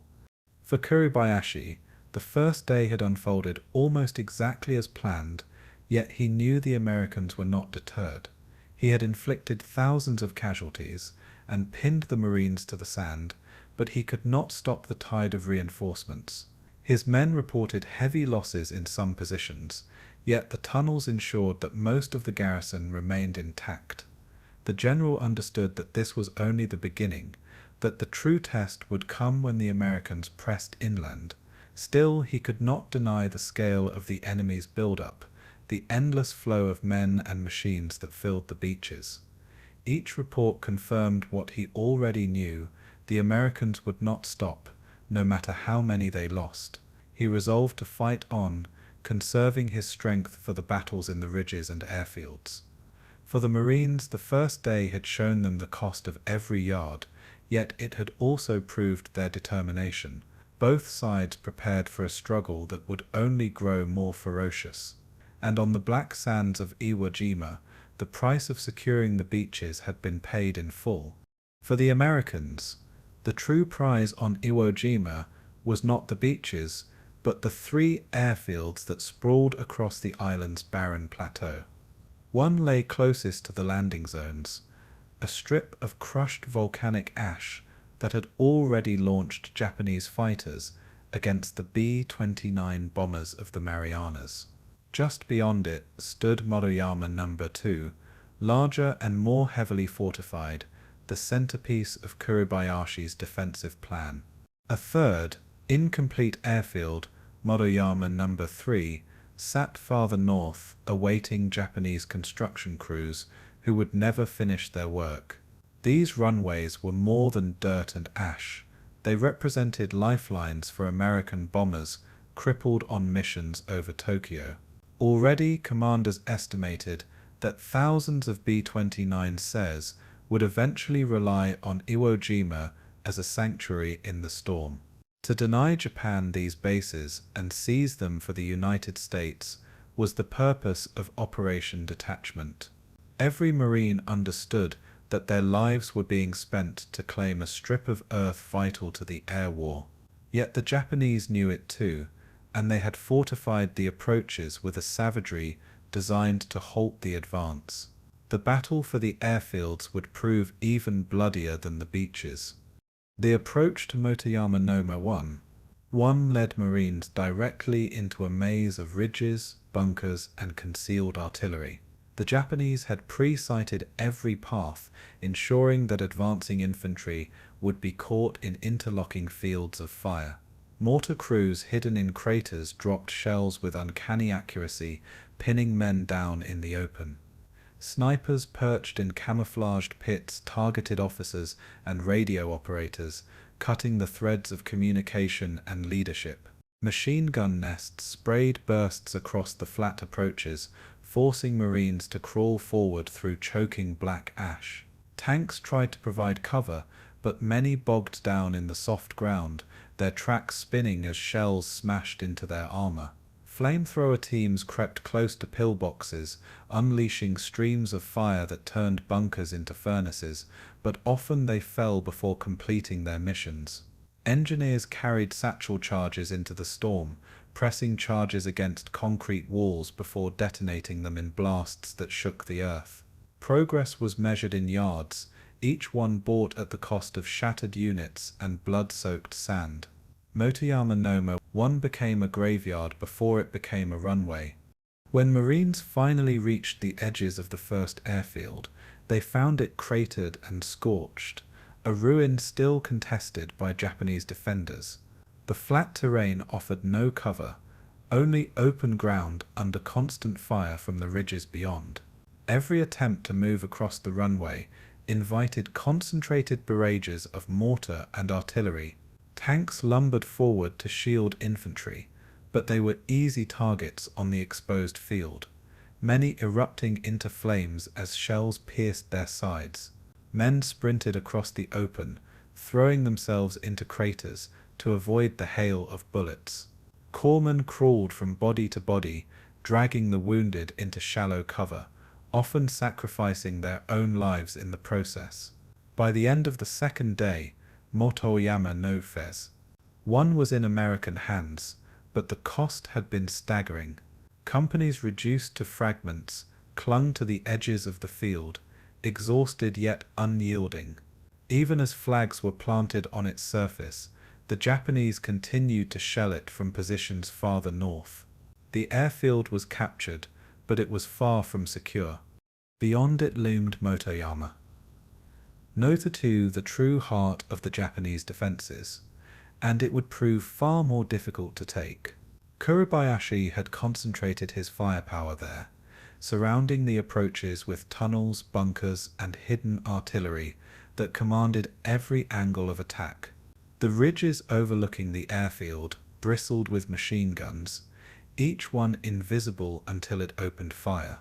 Mortar positions were concealed in trenches that allowed crews to vanish after each barrage, frustrating American attempts to pinpoint them. Tanks buried to their turrets lay in ambush, firing at advancing Shermans with deadly precision. The Marines attacking Motoyama Nota 2 entered a furnace of steel where every step forward was contested. Flamethrowers spat fire into openings, engineers hurled charges into bunkers, and riflemen advanced through smoke so thick they could barely see. The Japanese fought from underground galleries, re-emerging after bombardments to resume the fight. Days stretched into weeks as the airfield became a battlefield of annihilation. For every bunker silenced, another roared to life from a hidden tunnel. The combat for Motoyama Nome 2 became one of the most savage contests of the Pacific War. Marines launched repeated assaults, each one ground to a halt by relentless Japanese fire. Some units advanced across the open field only to be annihilated in minutes, leaving their bodies strewn across the ash. Commanders shifted tactics, bringing in flamethrower tanks and rocket-firing Shermans to blast fortifications at close range. Napalm strikes from carrier aircraft turned ridges into infernos, but still the defenders clung to the earth. Marines cleared pillboxes with grenades and bayonets, often fighting hand-to-hand in the smoke-filled tunnels. Corpsmen continued their miracles, dragging men back through firestorms, though many were cut down in the attempt. Engineers sealed caves with explosives, only for defenders to tunnel out again days later. Kuribayashi's system of interlocking defenses ensured that no gain was permanent without massive expenditure of lives. The Americans were winning ground, but at a price that horrified even their hardened commanders. The airfield was essential, and its cost was measured in blood. Despite the intensity of Japanese resistance, the sheer weight of American firepower began to tell. Artillery batteries brought ashore unleashed constant barrages, pounding ridges with thousands of shells each day. Naval guns continued to fire from offshore, their blasts shaking the island with unending thunder. Flamethrower tanks moved methodically, blasting one bunker after another until the defenders were consumed. Engineers worked tirelessly, clearing mines and obstacles to allow tanks and trucks to move supplies forward. Marine riflemen pressed on through exhaustion, driven by officers who refused to let the momentum falter. Reinforcements poured ashore each day, replacing losses and swelling the numbers of the assault force.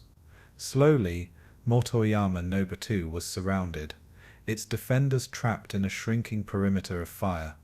Even then, the Japanese fought to the last man, emerging from tunnels in desperate counterattacks. By the time the airfield was secured, its surface was littered with wrecked tanks, charred bunkers, and countless bodies. The Marines had taken it, but the ground itself seemed cursed. For the men who fought there, the memory of the airfields was one of relentless, grinding combat. Veterans described the smell of sulfur and burning flesh, the sound of flamethrowers roaring into caves, and the sight of comrades falling in heaps around them. Letters found on dead Marines spoke of exhaustion, fear, and determination, written in shaky hands by men who knew they might not survive the next assault. Officers struggled to keep units coherent, blending fragments of shattered companies into makeshift squads. Corpsmen buried themselves in work, treating wounds until their hands cramped and their supplies ran dry. Chaplains read prayers over endless rows of bodies, their words drowned by the constant thunder of artillery. The Japanese fought with equal desperation, emerging from tunnels to die in suicidal charges that achieved nothing but further slaughter. Both sides endured suffering that defied description, and both sides fought with unbreakable resolve. Yet only one side could prevail, and numbers and firepower favored the Americans. The airfields were taken, but at a cost that haunted every survivor. By the end of February, both Motoyama Nopa 1 and Nopa 1 and Nopa 2 were in American hands. Though fighting still raged across the surrounding ridges, engineers immediately began the task of repairing the runways, filling craters, and clearing wreckage even as shells still landed nearby. Within days, the first American aircraft landed on Iwo Jima, a symbolic triumph that justified the sacrifice in the minds of commanders. For the Marines, however, the sight of planes on the runways did little to ease the memory of friends left behind in the ash. Casualties continued to mount as Kuribayashi's defenders fought on from the northern defenses. Yet the capture of the airfields marked a turning point, proving that the Americans could not be stopped. The B-29 campaign now had a forward base, and the Japanese homeland was more vulnerable than ever before. Kuribayashi had achieved his goal of inflicting massive losses, but the Americans had achieved theirs of seizing the vital airstrips. The battle would continue, but the strategic outcome was already written. The airfields of Iwo Jima had been won in blood.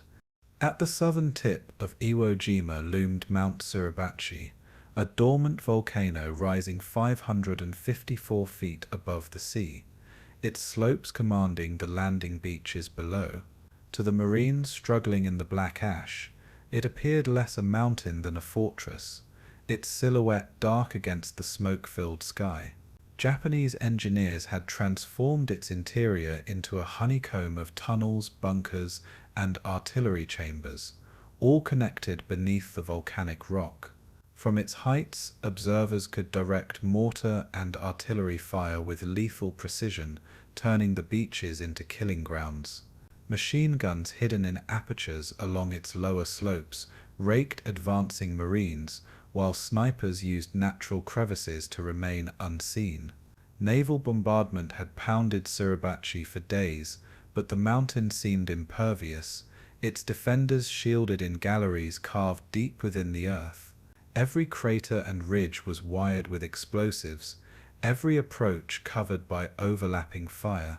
For Kuribayashi, Suribachi was the anchor of his defense, a stronghold designed to bleed the Americans at their most vulnerable. For the Marines, it was an immovable obstacle that had to be taken if the beachhead was to survive.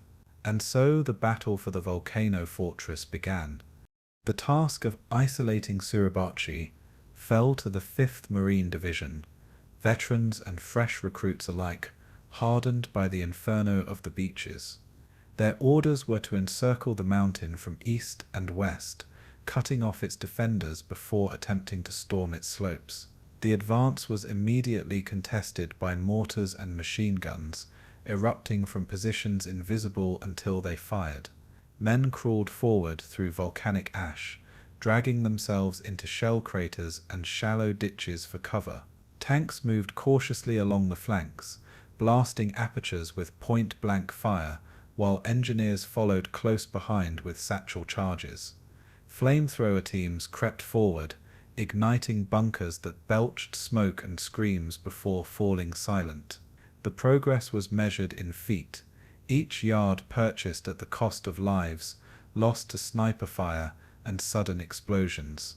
Wounded Marines were dragged back by corpsmen who worked until their hands bled, treating shattered bodies under unending fire.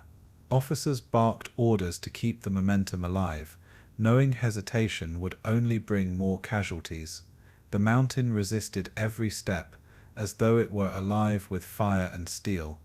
Encircling Suribachi took 3 days of continuous combat, during which the Marines endured constant harassment from its slopes. Japanese defenders emerged from hidden tunnels to launch sudden counterattacks, throwing grenades before vanishing back underground.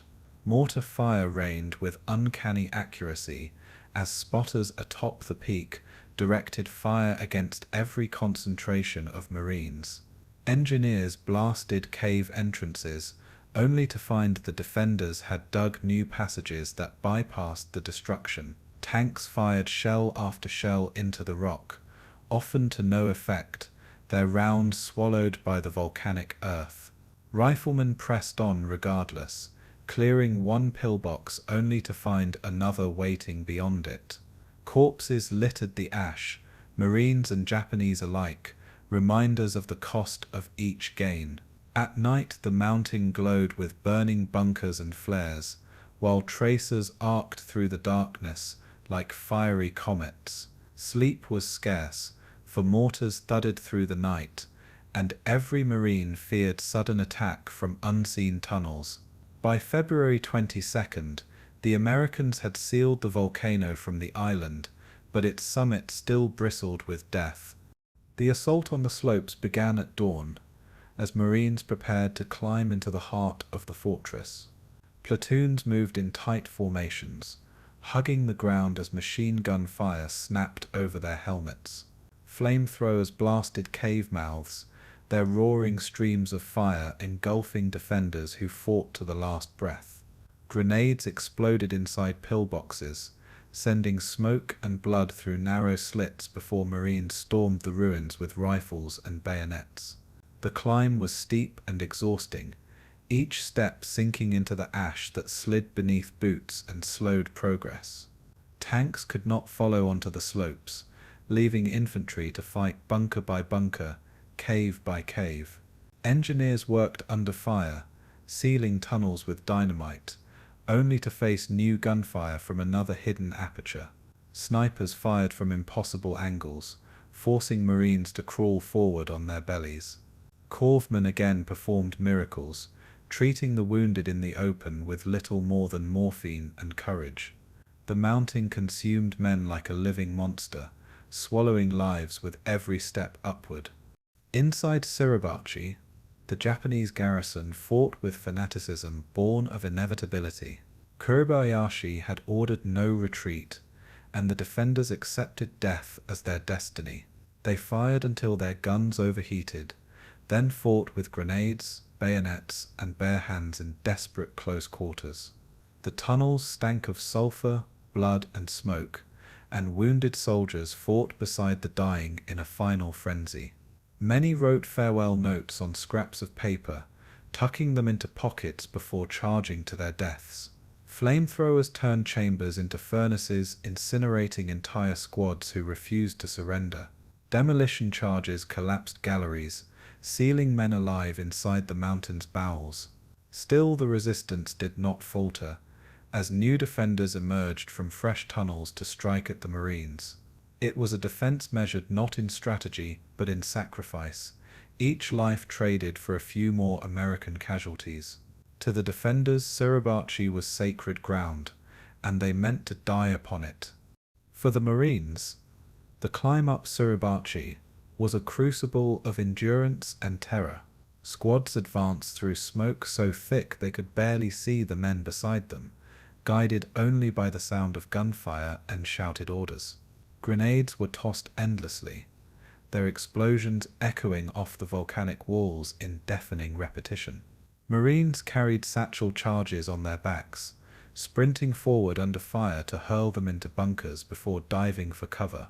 Flamethrower operators often died within minutes, their tanks erupting when struck by bullets or shrapnel. Riflemen fired point-blank into apertures, sometimes engaging enemies who emerged in sudden banzai rushes from the smoke.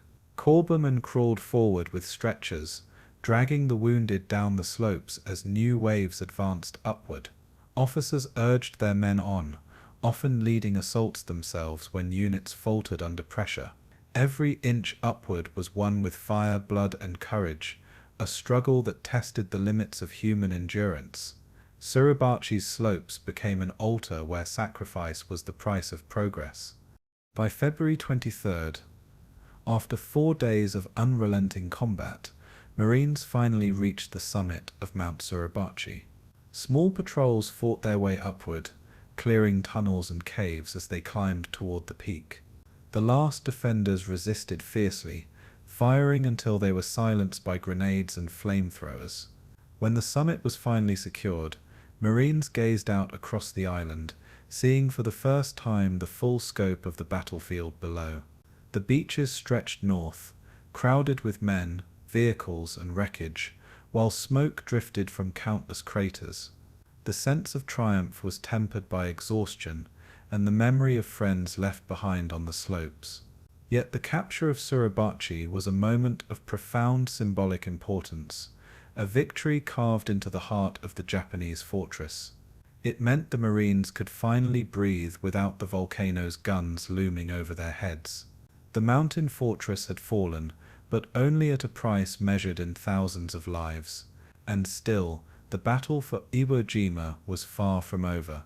The fall of Suribachi marked the turning of a page, but not the end of the book.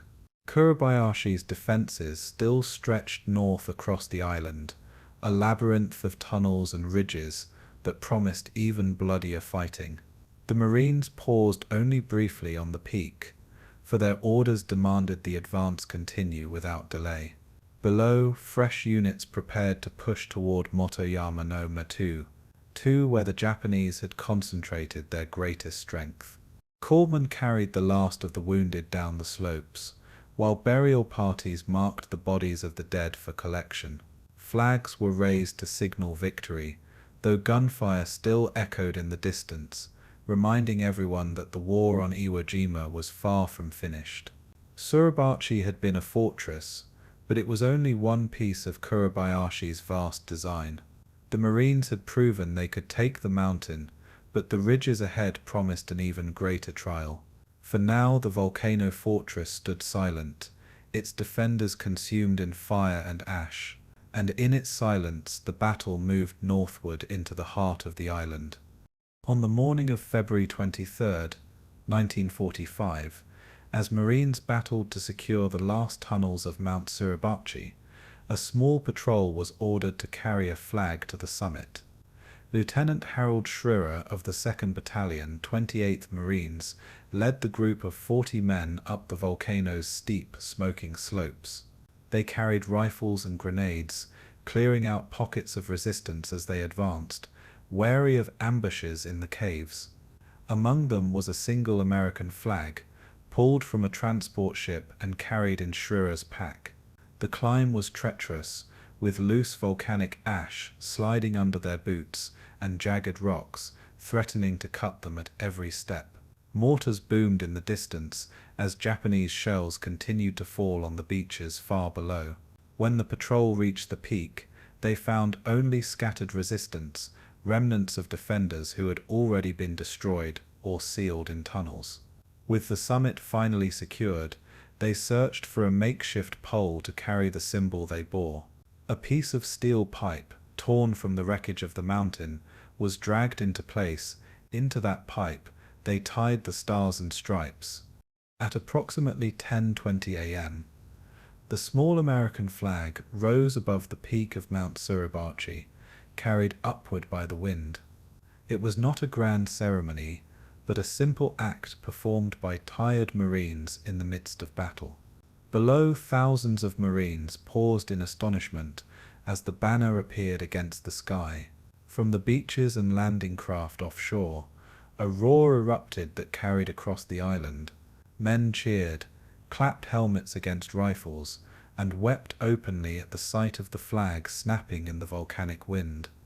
For those pinned down under fire, it was proof that progress was real, that sacrifice had yielded tangible victory.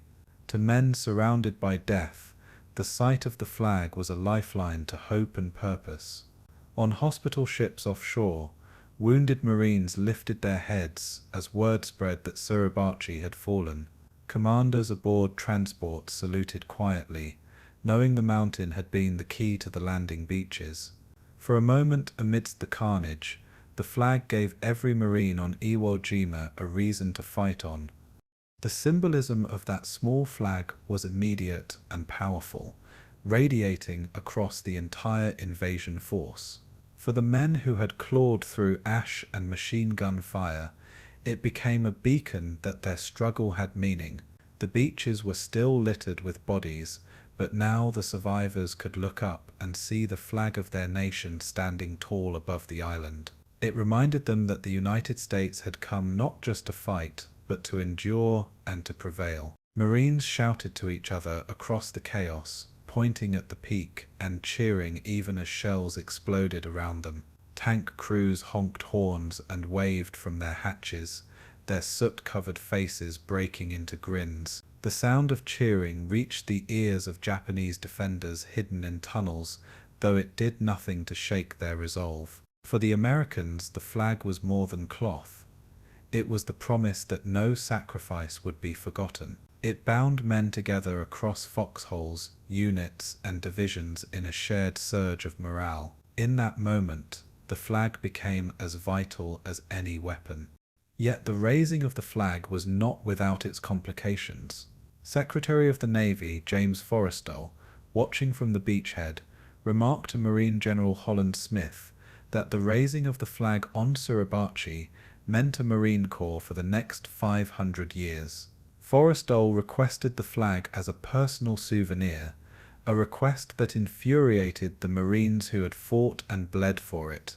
Colonel Chandler Johnson, commander of the 2nd Battalion, 28th Marines, refused to let the original flag be taken. Determined that his men would retain their symbol of victory, he ordered a second, larger flag to be raised in its place later that day.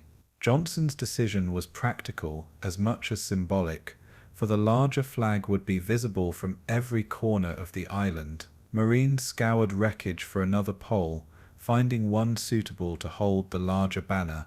That second raising would be captured in the famous photograph by Associated Press photographer Joe Rosenthal. But for the men on the ground, it was the first flag, the smaller one, that had carried the shock of triumph. It had been their flag raised with their blood. For the patrol who had planted it, the act was a moment of quiet pride amid exhaustion and danger. Lieutenant Schreier and his men posed briefly for photos taken by Marine combat photographer Louis Lowery. Lowery's images captured the moment the first flag was raised, though his camera was nearly destroyed when Japanese defenders fired on the patrol. In the skirmish that followed, Marines killed several Japanese soldiers who had been hidden near the peak. Once the firing ended, the flag remained flying, flapping stubbornly in the sulfur-scented wind. Schreier later recalled that the moment had not felt ceremonial, only necessary, a duty fulfilled as part of the day's mission. The men around him thought little of history. They were more concerned with holding the summit against counterattack. Yet when they looked down and heard the eruption of cheers from below, they realized what the flag meant to their comrades. That realization gave them strength, reinforcing the idea that they had accomplished something larger than themselves. In their fatigue, they had lifted not just a banner, but the spirit of an army.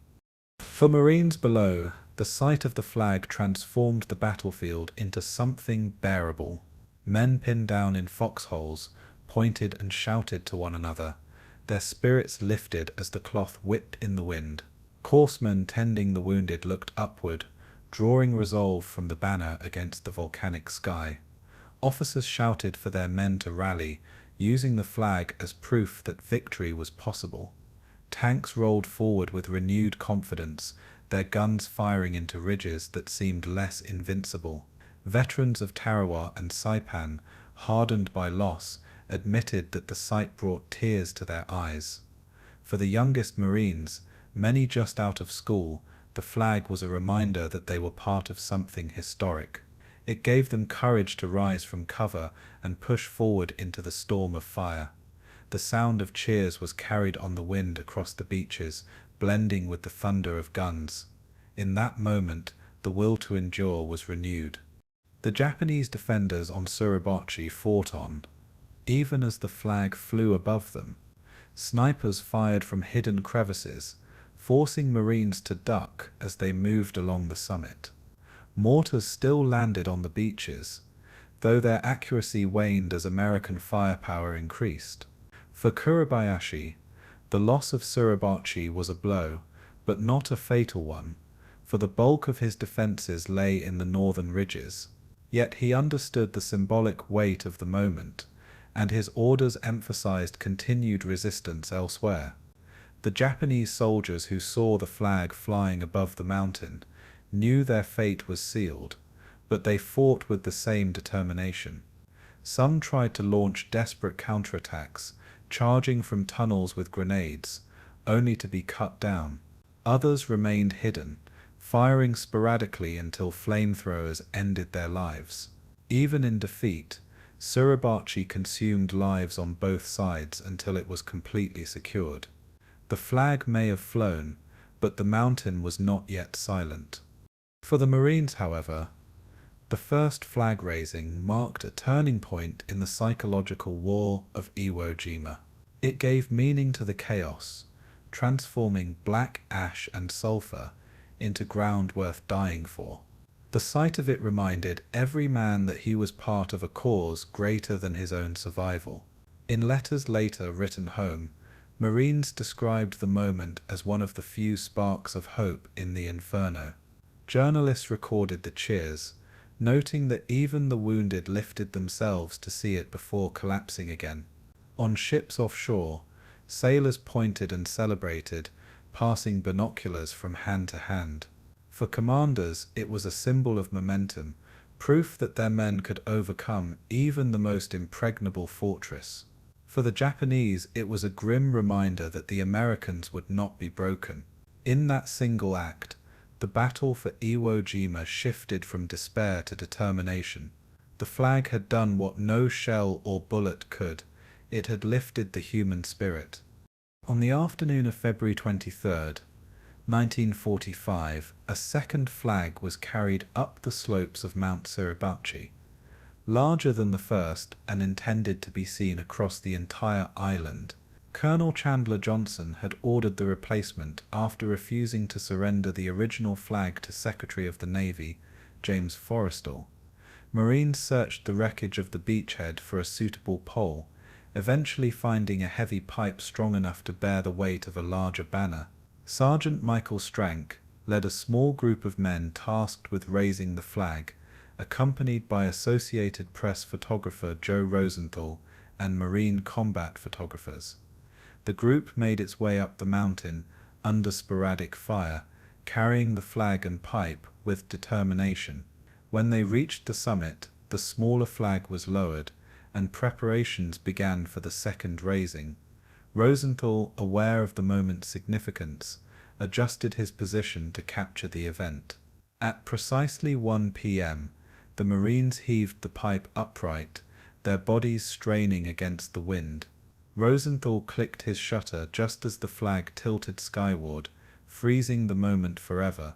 In that instant, history was captured through the lens of a camera. The photograph Rosenthal took was not staged, though controversy would follow him for decades. His timing had been instinctive, a reflex honed by years of war photography and the chaotic uncertainty of battle. He did not even look through the viewfinder as he pressed the shutter, instead raising his camera and snapping the picture in one fluid motion. At first, he was unsure whether he had captured anything significant at all. Only later, when the film was developed aboard a ship in the Pacific, did the full power of the image become clear. The composition was almost sculptural, 6 Marines straining together, their bodies forming a diagonal line as the flag surged upward. The wind caught the banner at the perfect moment, making it appear alive, a symbol rising above smoke and ruin. It conveyed struggle, sacrifice, and triumph, all in a single frame. Unlike traditional posed photographs, it radiated authenticity and raw emotion. The camera had caught not ceremony, but history in motion. The Marines who raised the second flag were Sergeant Michael Strank, Corporal Harlan Block, Private First Class Franklin Sosley, Private First Class Rene Gagnon, Private First Class Ira Hayes, and Private First Class Harold Schultz. Each man had been chosen not for glory, but simply because they were nearby when the order came down. Strank, a respected squad leader, directed the group with steady authority, though he would be killed days later in the fighting. Block, the youngest, was only 20, a Texan whose determination inspired his comrades. Sosley, from Kentucky, joked even as bullets flew, masking fear with humor. Gagnon was tasked with carrying messages, and it was he who had carried the flagpole up the mountain. Hayes, a Pima Native American, carried the weight of his people's history as he fought beside his brothers in arms. Schultz, the least known, was long misidentified, his role in history obscured until decades later.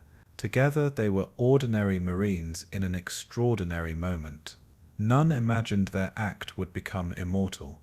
For the Marines on the island, the second flag raising carried the same immediate surge of morale as the first. Men cheered again, their voices echoing across the beaches and ridges, as they saw the larger flag snapping against the volcanic sky.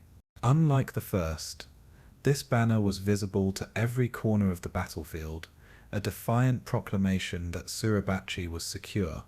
The Japanese defenders still fought on in caves and tunnels, but their fire did nothing to dim the symbol above them.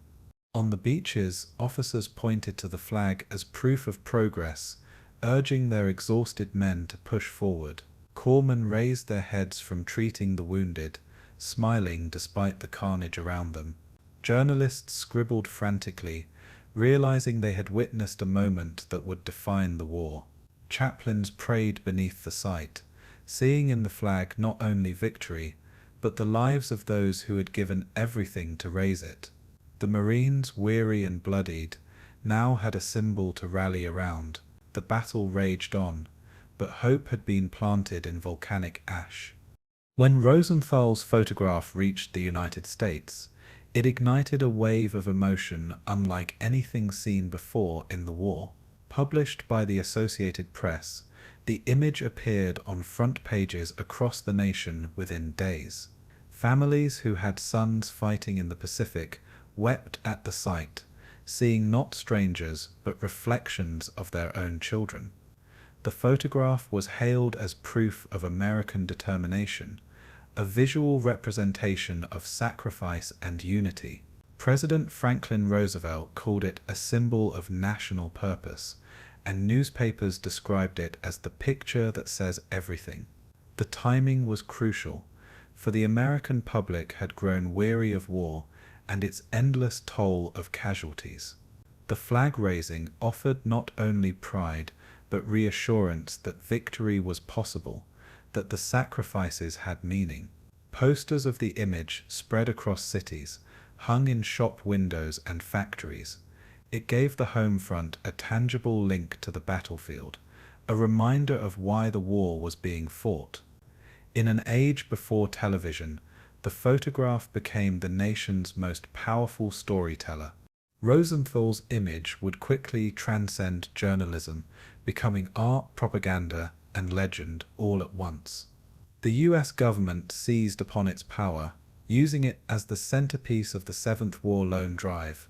Surviving flag raisers were pulled from the battlefield and sent back to the United States, paraded across the country to rally support. Ira Hayes, Rennie Gagnon, and Franklin Sosley were photographed endlessly, treated as heroes though they struggled with the weight of sudden fame. Hayes, haunted by the memory of fallen comrades, resisted the spotlight, seeing himself not as a hero but as a survivor. The tour raised millions of dollars for the war effort, but it also revealed the human cost behind the photograph. Rosenthal, meanwhile, endured questions about whether his picture had been staged, a charge he always denied with exasperation. To him, it had been a lucky shot born of instinct and timing, nothing more. Yet history demanded more of it, elevating it into a myth that reshaped the nation's memory of Iwo Jima. The photograph became larger than the moment it captured. Back on the island, the reality remained far harsher than the image conveyed. Even as the flag flew and the world celebrated, Marines continued to die in the ridges and airfields farther north. Kuribayashi's defences remained intact beyond Suribachi, and his men fought with the same fanatical resolve as before. Casualties mounted each day, with thousands falling even as the iconic photograph made headlines in America. The disconnect between the image of triumph and the reality of the battlefield was stark. For those still fighting, the photograph was a source of pride, but it could not shield them from bullets and fire. The men who had raised the flag were themselves not spared. Strank, Block, and Sosley would all be killed before the battle ended. Their deaths reminded everyone that the image represented sacrifice as much as victory. The flag raised on Suribachi was not the end of the battle but only its opening chapter. The photograph captured hope, but the price of that hope was still being paid in blood. Over time, Rosenthal's photograph became one of the most reproduced images in history, etched into monuments, textbooks, and collective memory. In 1954, it was immortalized in bronze at the Marine Corps War Memorial in Arlington, Virginia, towering as a tribute to every Marine who had ever fought and died. The sculpture captured not only the moment, but the spirit of endurance, freezing it for generations to witness. The image became a shorthand for courage and sacrifice, instantly recognizable across the world. Yet behind its power lay the stories of 6 young men, most of whom never returned home.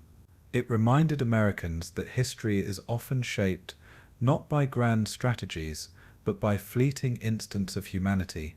Rosenthal himself remained humble, insisting that his photograph belonged not to him, but to the Marines who raised the flag.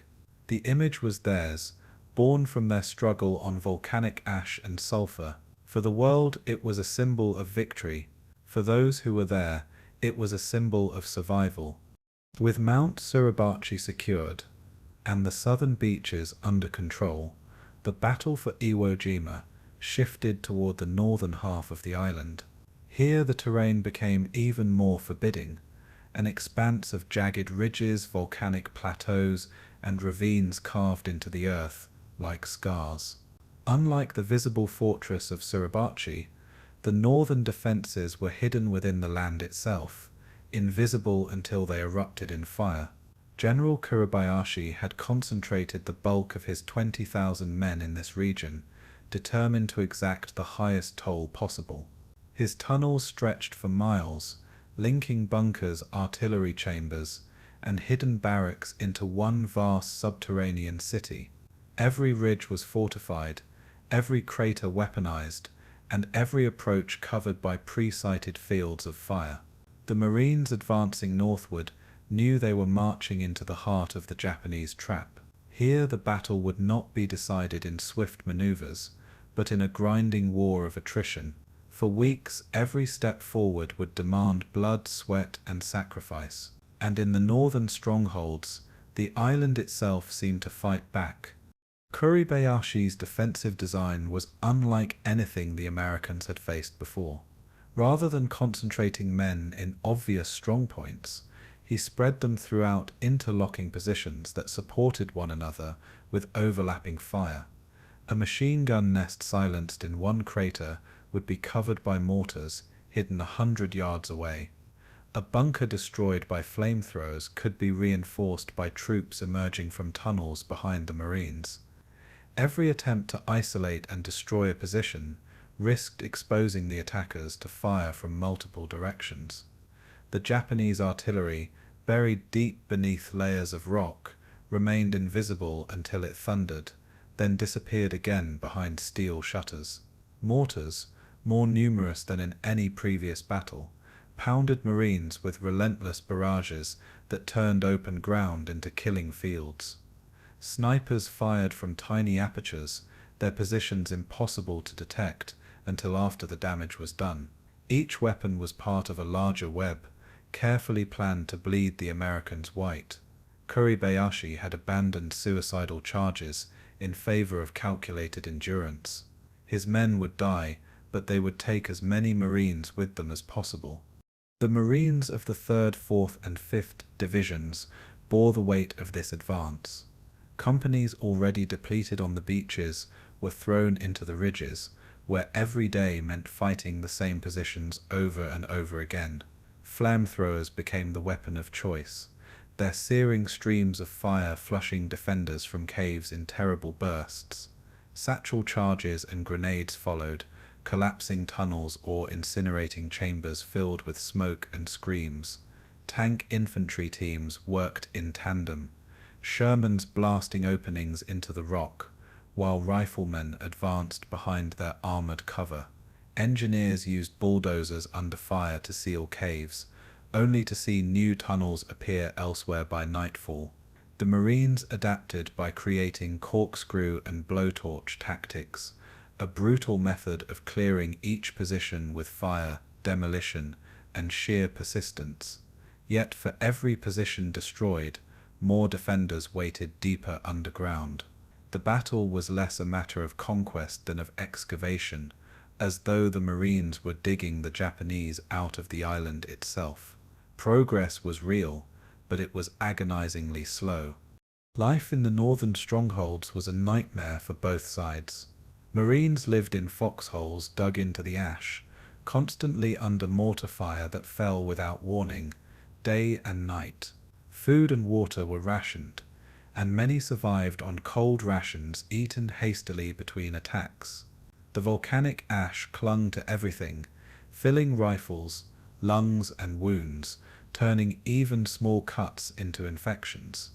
For the Japanese, the tunnels were suffocating furnaces where air was scarce and heat unbearable, but they endured in silence. The smell of sulfur mixed with blood and decay, making every breath a reminder of death's nearness. Marines spoke of hearing Japanese voices in the tunnels below, as if the earth itself whispered threats beneath their feet.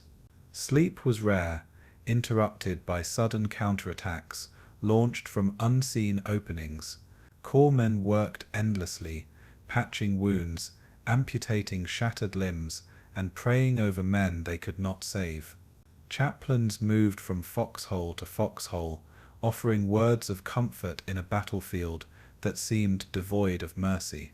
Survival meant enduring conditions that defied imagination. The cost of each advance mounted to staggering levels. In some battalions, casualty rates climbed so high that replacements arrived daily, blending strangers into shattered companies. Officers often led from the front, knowing hesitation would doom their men, and many were cut down while rallying charges. Entire squads vanished in explosions, their bodies unrecoverable in the chaos of craters and caves.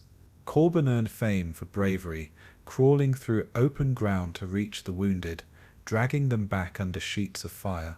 Flamethrower operators, the most vulnerable of all, lived short lives, their tanks exploding when struck, killing them instantly in fireballs. Heroism became a daily occurrence, not in single acts, but in the relentless persistence of men who refused to stop advancing. Marines learned to steel themselves, knowing their chances of survival dwindled with every mission. Some found humor in the horror, joking in foxholes to mask fear, while others wrote farewell notes in the margins of maps and ration wrappers. The ridges devoured men, but the Marines refused to break. They fought on because stopping meant certain death. For Kuribayashi, the northern strongholds were the culmination of his strategy, and his reports back to Tokyo reflected both pride and despair. He praised his men for their unyielding resistance, but he acknowledged the inevitability of defeat. The Americans were simply too numerous, too well supplied, and too determined to be halted. Yet his goal had never been victory. It had been to inflict casualties so terrible that the invasion of Japan might be reconsidered. Each report he sent spoke of honorable resistance, of men fighting until their last breath within the tunnels. His soldiers obeyed without hesitation, accepting death as duty, writing farewell notes and poems before vanishing into battle. They launched sudden counterattacks, not to reclaim ground, but to kill as many Americans as possible before dying. Kuribayashi's genius was not in holding ground, but in forcing the enemy to pay for every inch. By March he knew his command was shrinking, yet the slaughter continued. His fortress still bled the Marines even as it crumbled. For the Marines, the northern push tested not only their bodies but their spirit. They fought not only against an enemy but against exhaustion, despair, and the weight of mounting losses. Many compared the ridges of Iwo Jima to the trenches of World War I, a battlefield where progress was measured in yards at unimaginable cost. Veterans of earlier campaigns admitted they had never faced such unrelenting resistance. The courage of individual Marines carried units forward, men who charged bunkers with grenades, who carried flamethrowers until their last breath, who stood their ground when all else failed. Chaplains buried the dead quickly, marking graves with helmets and rifles stuck in the ash. Hospital corpsmen patched men together, only to send them back into the fight hours later. Tanks rumbled through narrow paths, their turrets swinging endlessly as if fighting shadows, and above it all, artillery thundered day and night, shaking the ridges until the earth seemed to tremble. The northern strongholds were not just defended, they were endured. By mid-March, after weeks of unrelenting combat, the Marines had pushed through the worst of Kuribayashi's defenses, but at staggering cost. Thousands lay dead or wounded, their sacrifice measured in the few miles of ground gained. The Japanese garrison had been reduced by attrition, their numbers dwindling in sealed tunnels and destroyed bunkers. Yet the survivors continued to fight, refusing surrender, launching suicidal charges even as starvation and thirst consumed them. The Marines pressed forward with grim determination, their ranks filled with replacements who learned quickly that hesitation meant death. The northern half of Iwo Jima had become a wasteland, blackened by fire and littered with wreckage. Kuribayashi still lived, directing his men from hidden command posts, his voice carrying through the tunnels like a ghost. The end was coming, but it would not be quick, and it would not be merciful. The northern strongholds had fulfilled their purpose, consuming weeks of American effort and tens of thousands of lives, and in their shadow, the final phase of Iwo Jima's agony loomed. Beneath the black volcanic surface of Iwo Jima lay a hidden world, a labyrinth carved by Japanese engineers under the direction of General Kuribayashi. More than 11 miles of tunnels connected bunkers, artillery positions, and command posts into a vast subterranean fortress. These passages allowed entire units to vanish from sight, only to reappear hours later in unexpected locations. Machine gun nests that seemed destroyed would suddenly come alive again as defenders emerged from concealed exits. Mortar crews shifted positions through the tunnels, ensuring that no barrage could ever silence them permanently. Heavy artillery pieces were hidden in caverns, their barrels shielded by steel shutters that opened only to fire before vanishing again.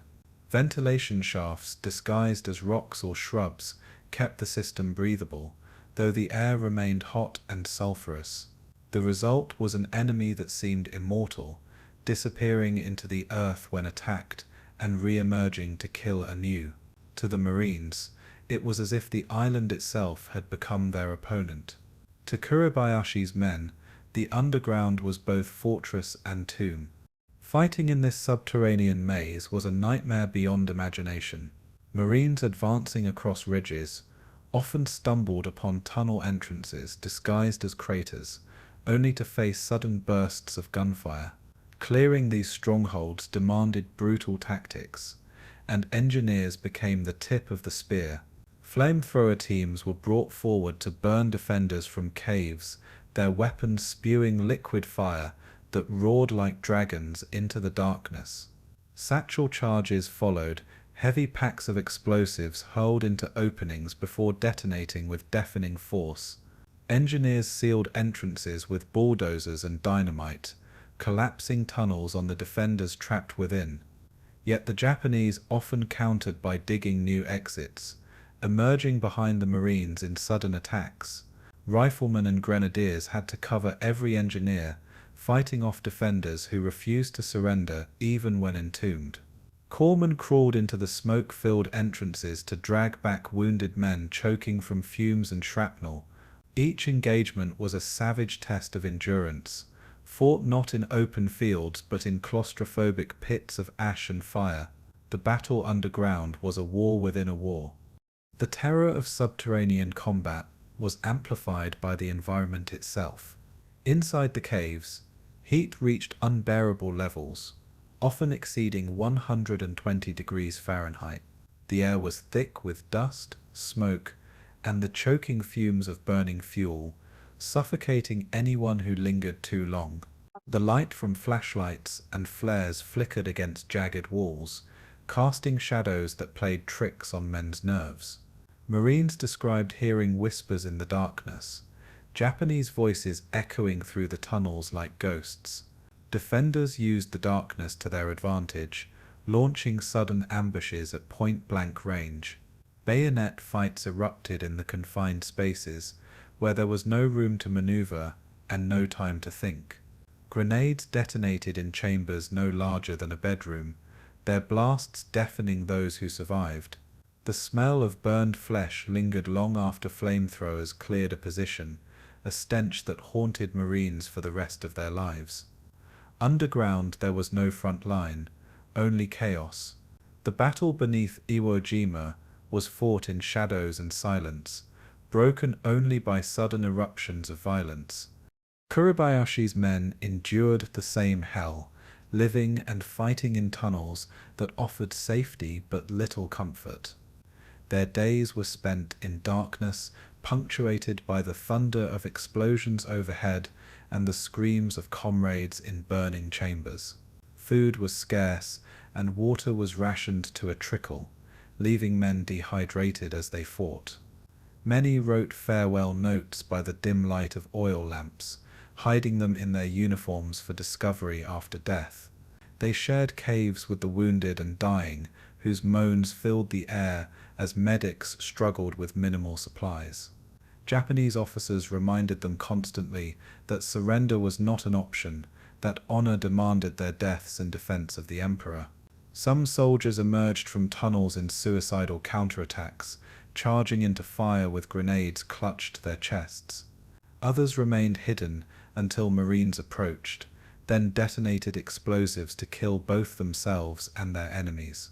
The underground fortress sustained the defenders, but it also consumed them. For the Japanese, the tunnels were both shield and grave. The Marines adapted with grim determination, developing new tactics to combat the subterranean threat. Blowtorch and corkscrew became the battle cry, a brutal method that combined flamethrowers with demolition charges. Flamethrowers would blast fire into openings, consuming defenders in infernos that turned caves into ovens. Then engineers sealed the entrances with satchel charges, collapsing tunnels and entombing survivors. Tank-mounted flamethrowers added even greater firepower, projecting jets of fire over 100 yards into the volcanic earth. Mortars and artillery were used to collapse larger chambers, their blast shaking the ground like earthquakes. Bulldozers pushed rubble into openings, cutting off oxygen to those trapped inside. These tactics were devastatingly effective, but also horrifying, leaving Marines haunted by the screams of men burning alive underground. For the engineers, every mission meant certain death if they hesitated for even a second. Yet without them, the advance would have been impossible. The war underground was fought with fire, steel, and an iron will. The cost of fighting beneath the island was measured not only in lives but in sanity. Marines spoke of recurring nightmares, in which they crawled endlessly through tunnels, pursued by unseen enemies. Corpsmen carried the psychological scars of dragging charred bodies from caves, their memories filled with the smell of sulfur and burned flesh. Some men confessed that the sight of enemies consumed by fire left them feeling both triumphant and horrified.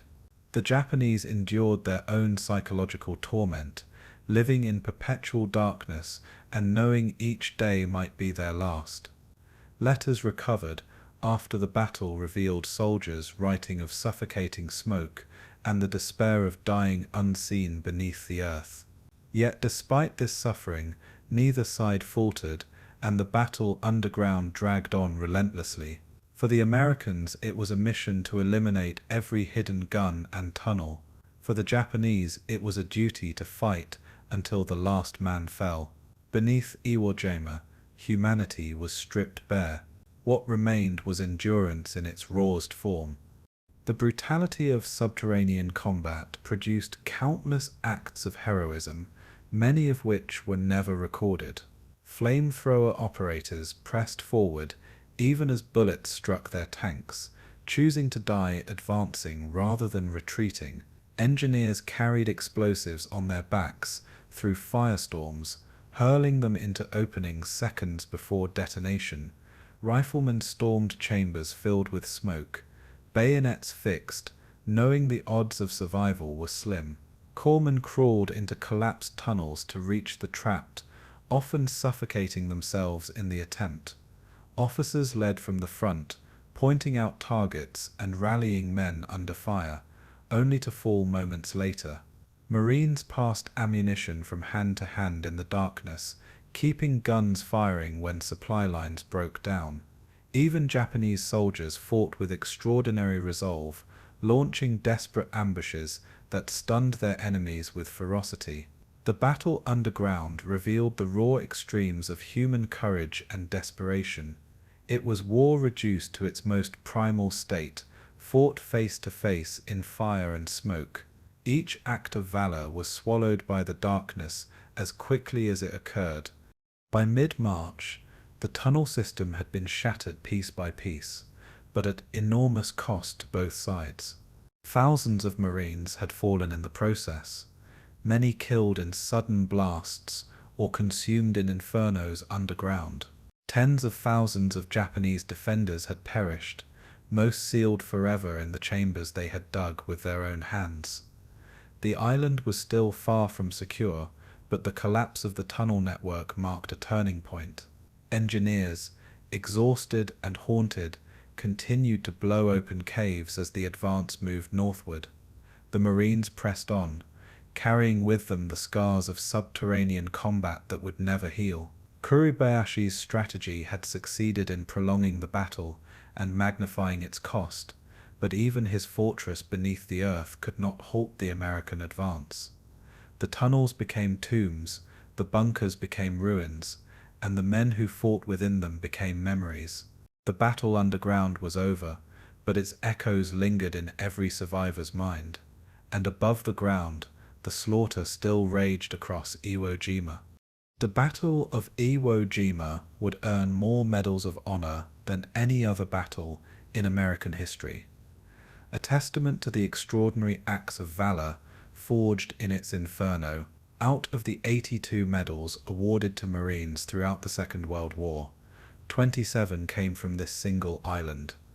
These were not medals for victory alone, but for survival against impossible odds and courage in the face of certain death.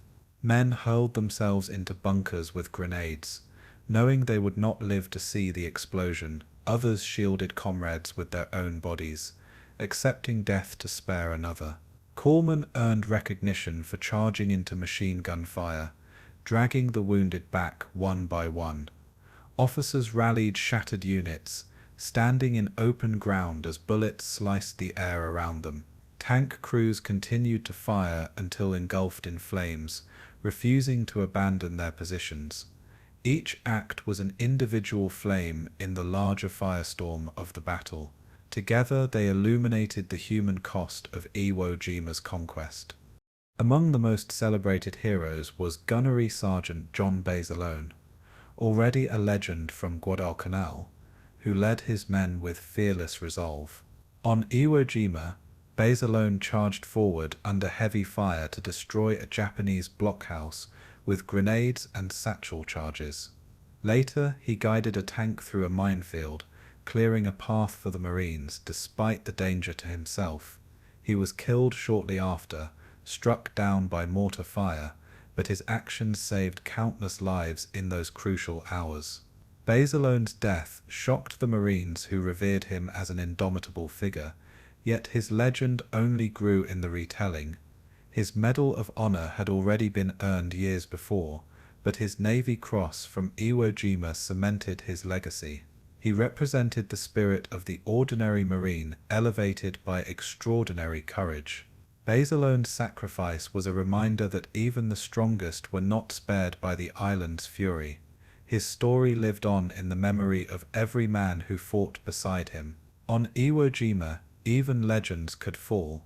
Equally remarkable were the countless unnamed Marines who fought with courage that would never be recorded in official citations. Riflemen rushed pillbox openings, firing point blank before being cut down themselves. Engineers carried satchel charges strapped to their backs, sprinting through storms of bullets to blast fortifications. Flamethrower operators crawled forward despite knowing they were primary targets, igniting bunkers that spat fire until silenced. Coalmen carried stretchers through minefields, their uniforms soaked in blood as they tended to both friend and foe. Officers refused cover, standing exposed to direct fire as they urged their men onward. Many of these men never lived to tell their stories, their deeds known only to the comrades who survived.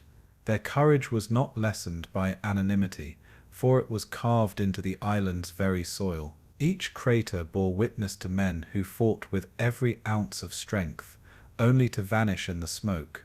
The true measure of heroism was not medals, but sacrifice, and sacrifice was the common currency of Iwo Jima. The stories of rescue under fire became legends whispered across foxholes.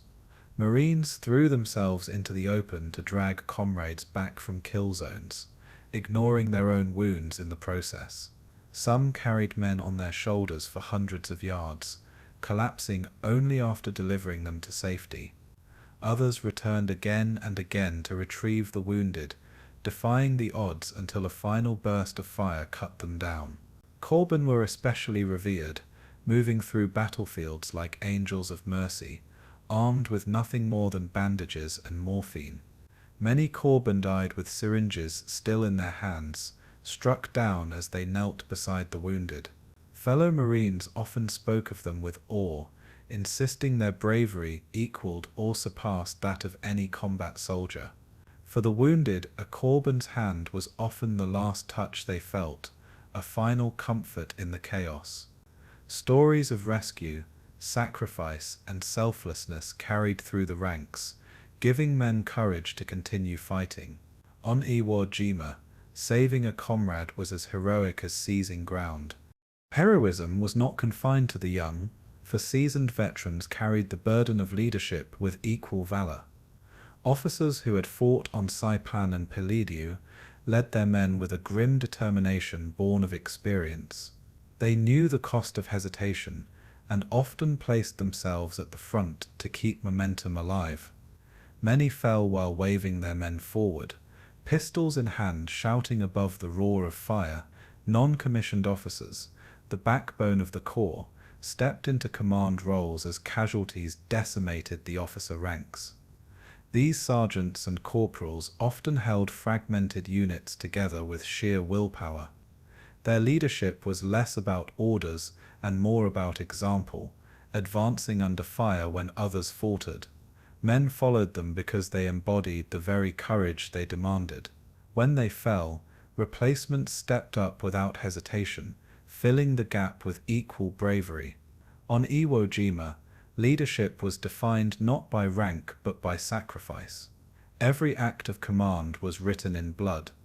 For the Japanese defenders, heroism was expressed in equally desperate ways, though shaped by a different code.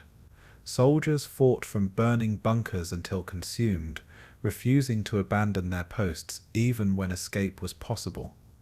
Mortar crews continued to fire until shells buried their chambers, then dug themselves free to fight again. Snipers remained in their pits for days, subsisting on handfuls of rice, waiting patiently for a single killing shot. Officers encouraged men to write farewell letters and poems, reminders that their deaths carried honor. When defeat was certain, some chose to rush into American lines with grenades, sacrificing themselves for a final act of resistance. These actions were not reckless, but reflections of the Bushido spirit that infused the Japanese defense.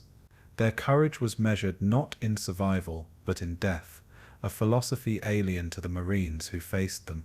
Yet in the crucible of Iwo Jima, both sides displayed endurance that defied human limits.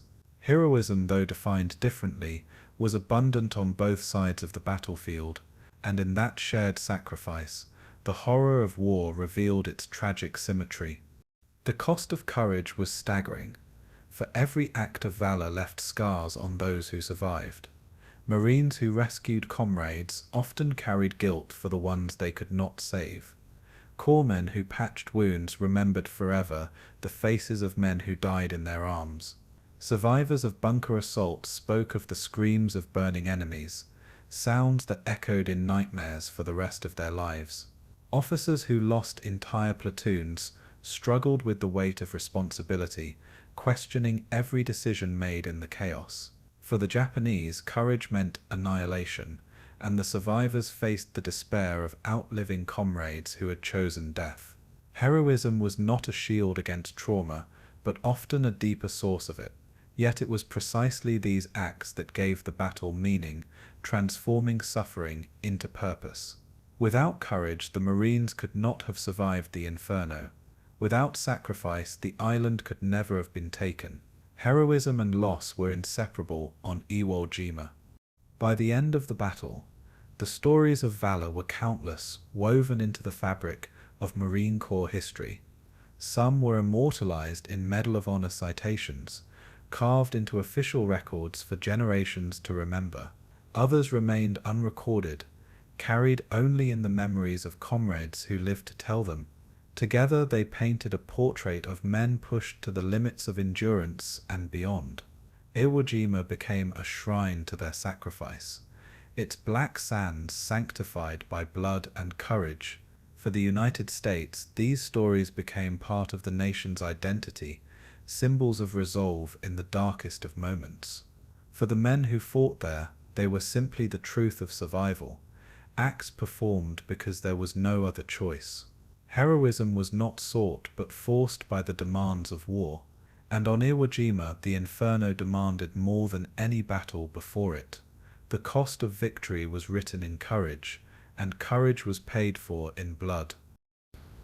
While Marines clawed through the ashen tunnels of Iwo Jima, a second battle raged offshore, fought by the US Navy against the sky itself. The waters around the island swarmed with warships, more than 450 vessels ranging from battleships and carriers to destroyers and landing craft. Their guns thundered day and night, pounding ridges with shells so massive that the island shook as if in constant earthquake. Yet the fleet was not unchallenged, for Japanese air power still reached out from the mainland in waves of kamikaze attacks. These suicide missions hurled young pilots in fragile planes against the armored hulls of American ships, turning the sea into a graveyard of fire and twisted steel. For the sailors aboard, every hour was a test of nerves, scanning the horizon for the telltale glint of an approaching aircraft. Anti-aircraft guns barked in constant readiness, filling the sky with black puffs of smoke as tracers streaked upward. Each successful interception was met with relief, but each miss carried catastrophic consequences. Offshore, the Navy waged a battle every bit as relentless as the Marines on land, and together their survival depended on unbroken coordination. The kamikaze threat was both terrifying and unpredictable, for it turned every Japanese aircraft into a potential weapon of mass destruction. Pilots dove from the clouds with engines screaming, aiming for the decks of carriers, the bridges of destroyers, or the ammunition holds of transports. Even when shot to pieces, their flaming wrecks often plummeted into ships, detonating fuel and explosives in devastating bursts. One destroyer could endure 3 or 4 such hits in a single day, its decks littered with twisted metal and burned bodies. Sailors fought fires with hoses while shells burst overhead, struggling to keep their ships afloat. Carriers, prime targets for kamikazes, relied on swarms of fighters overhead to intercept attacks before they reached striking range. Radar operators worked without rest, tracking blips across the screens and shouting warnings into headsets. Gun crews drilled endlessly, turning every man into part of the ship's nervous system of defense. The strain was unrelenting, for attacks could come at dawn, at dusk, or in the dead of night. To stand watch at sea, off Iwo Jima, was to live in the shadow of sudden fire. The Navy's bombardment of the island was equally critical, providing the lifeline of support that made the Marine advance possible. Battleships like the USS New York and USS Nevada anchored offshore, their massive 14-inch guns hurling shells deep into Japanese fortifications. Cruisers added their broadsides, saturating ridges with fire until smoke poured from shattered craters. Destroyers crept dangerously close to shore, their 5-inch guns firing at pillboxes identified by desperate Marines on the beach. Naval gunfire liaison teams relayed targets from the front lines, radioing coordinates while shells screamed overhead. Some barrages lasted for hours, pounding suspected tunnels with thousands of rounds in an effort to seal them forever. The thunder was constant, a rolling drumbeat that merged with the crack of rifles and the roar of flamethrowers. Yet even this immense firepower often failed to destroy the Japanese network underground. Marines joked grimly that they had to go down and kill them with their hands, no matter how many shells were fired. The Navy could shatter the surface, but the battle beneath remained untouched. Still, without naval fire, the Marines could never have survived the first days on the beaches. Carrier aviation added another dimension to the struggle, filling the skies with American planes that scoured the island and defended the fleet. FIDS 6F Hellcats, FIDS 4Us Corsairs, and SB-2C Helldivers strafed ridges with machine guns, rockets and bombs, blasting bunkers with terrifying accuracy. Dive bombers plummeted from the clouds, releasing their loads into suspected strongholds before climbing back into the smoke. Fighters patrolled ceaselessly, intercepting Japanese aircraft before they could reach the fleet, their dogfights raging in the skies over the black volcanic island.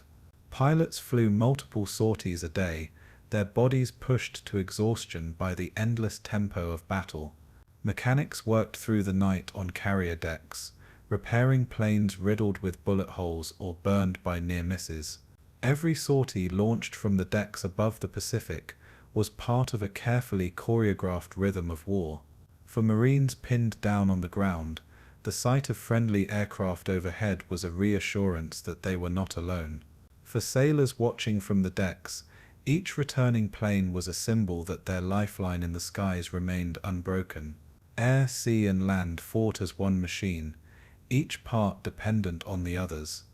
The human cost of the naval war was immense, borne by sailors who rarely left their ships but faced death with the same certainty as Marines ashore. When kamikazes struck, decks erupted in chaos, fires spreading, ammunition cooking off, and men leaping into the sea to escape the flames.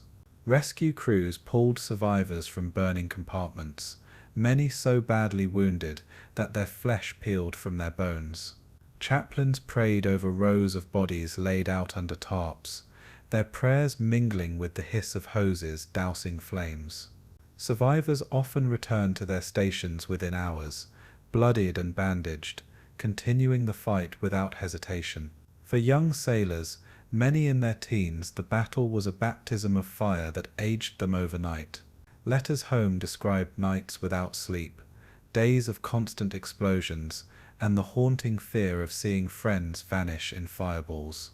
Commanders praised their resilience, but even they admitted that the psychological toll was staggering. Like the Marines, the sailors endured because there was no choice but endurance. The fleet had to hold, or the invasion would fail. Coordination between sea, air, and land forces was a feat of logistics and communication as complex as the battle itself. Naval gunfire officers on the beaches relayed targets to ships offshore, adjusting fire in real time to support advancing infantry. Aircraft carriers synchronized strikes with marine movements, ensuring bombs fell just ahead of the lines and not on friendly troops. Destroyers maneuvered close to shore at the risk of grounding to provide immediate fire when called upon. Radios crackled constantly, carrying voices from foxholes to battleships, from air controllers to fighter pilots. Mistakes could be catastrophic, and more than once, friendly shells fell short, adding tragedy to the chaos.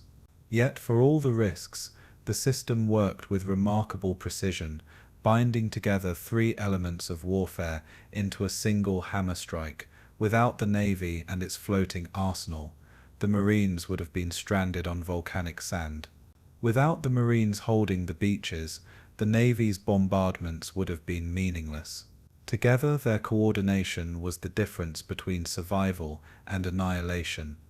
The Japanese understood this interdependence and targeted the fleet relentlessly, hoping to sever the lifeline between sea and shore.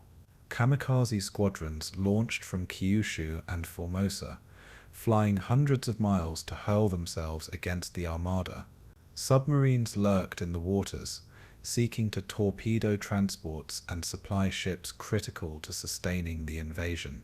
Even coastal artillery on Iwo Jima fired at ships within range, though most were silenced quickly by counter-battery fire. The defenders believed that by crippling the Navy, they could isolate the Marines and bleed them into destruction. Each kamikaze that found its mark was hailed in Tokyo as proof of divine sacrifice. Yet for every ship damaged, the armada endured, its numbers too vast to be broken. The Americans rotated vessels, repaired damages at sea, and replaced losses with relentless efficiency. The Japanese could wound, but they could not kill the naval machine. And as long as the Navy remained offshore, the Marines would not be abandoned. By the time Iwo Jima was secured, the naval war offshore had claimed thousands of lives and left scars on both fleets.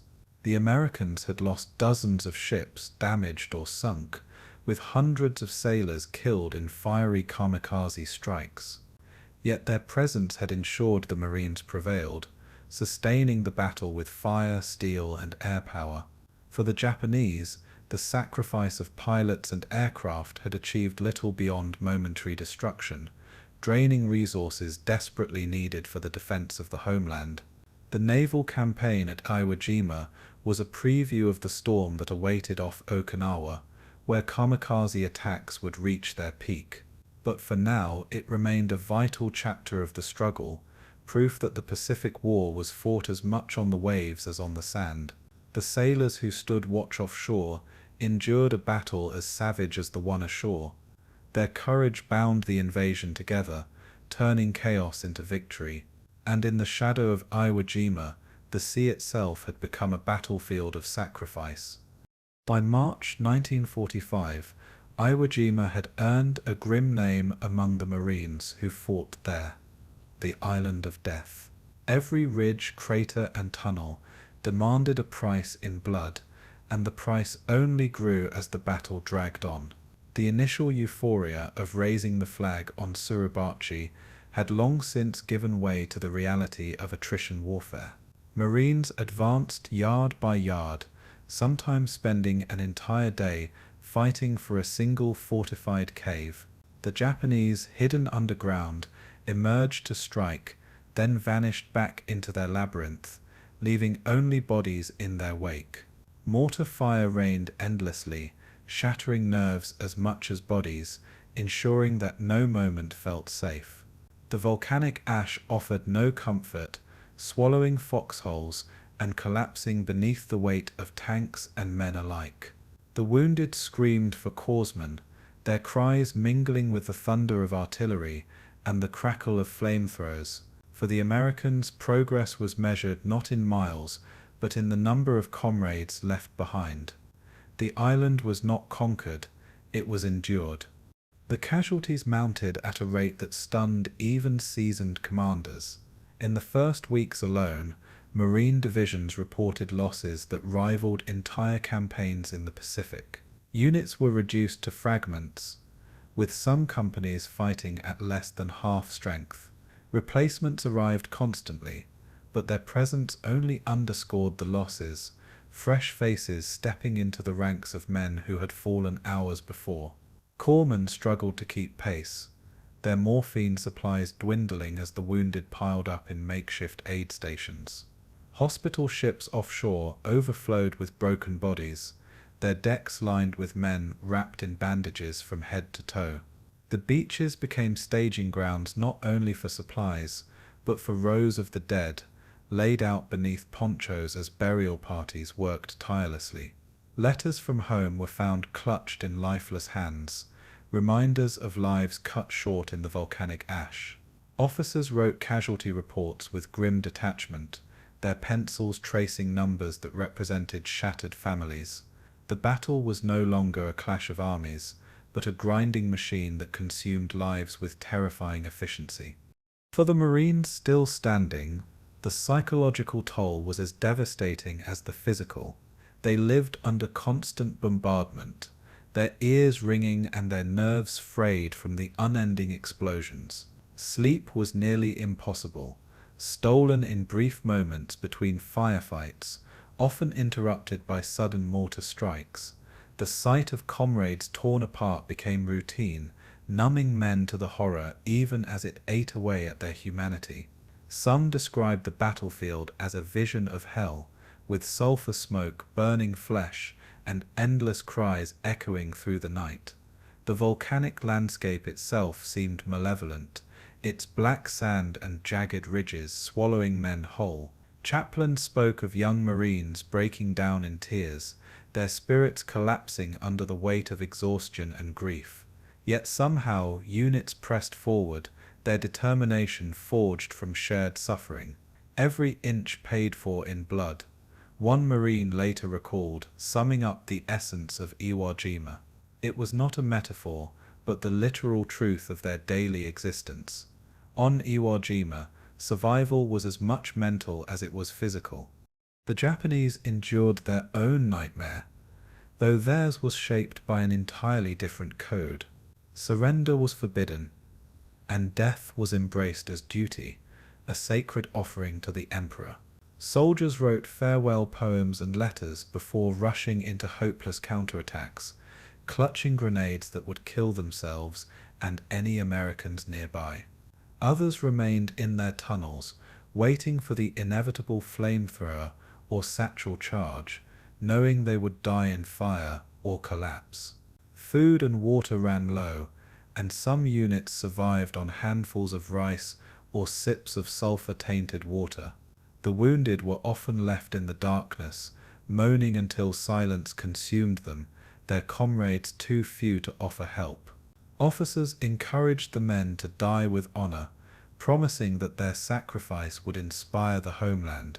For many, it was less choice than inevitability, as there was nowhere to retreat and no hope of survival. The island itself became a mass grave, its tunnels filled with those who refused to yield. Japanese soldiers chose death over surrender, not because they wished to die, but because they believed it was all that remained. On Iwo Jima, courage and despair walked hand in hand. The intensity of Japanese resistance created an atmosphere where heroism and horror were inseparable.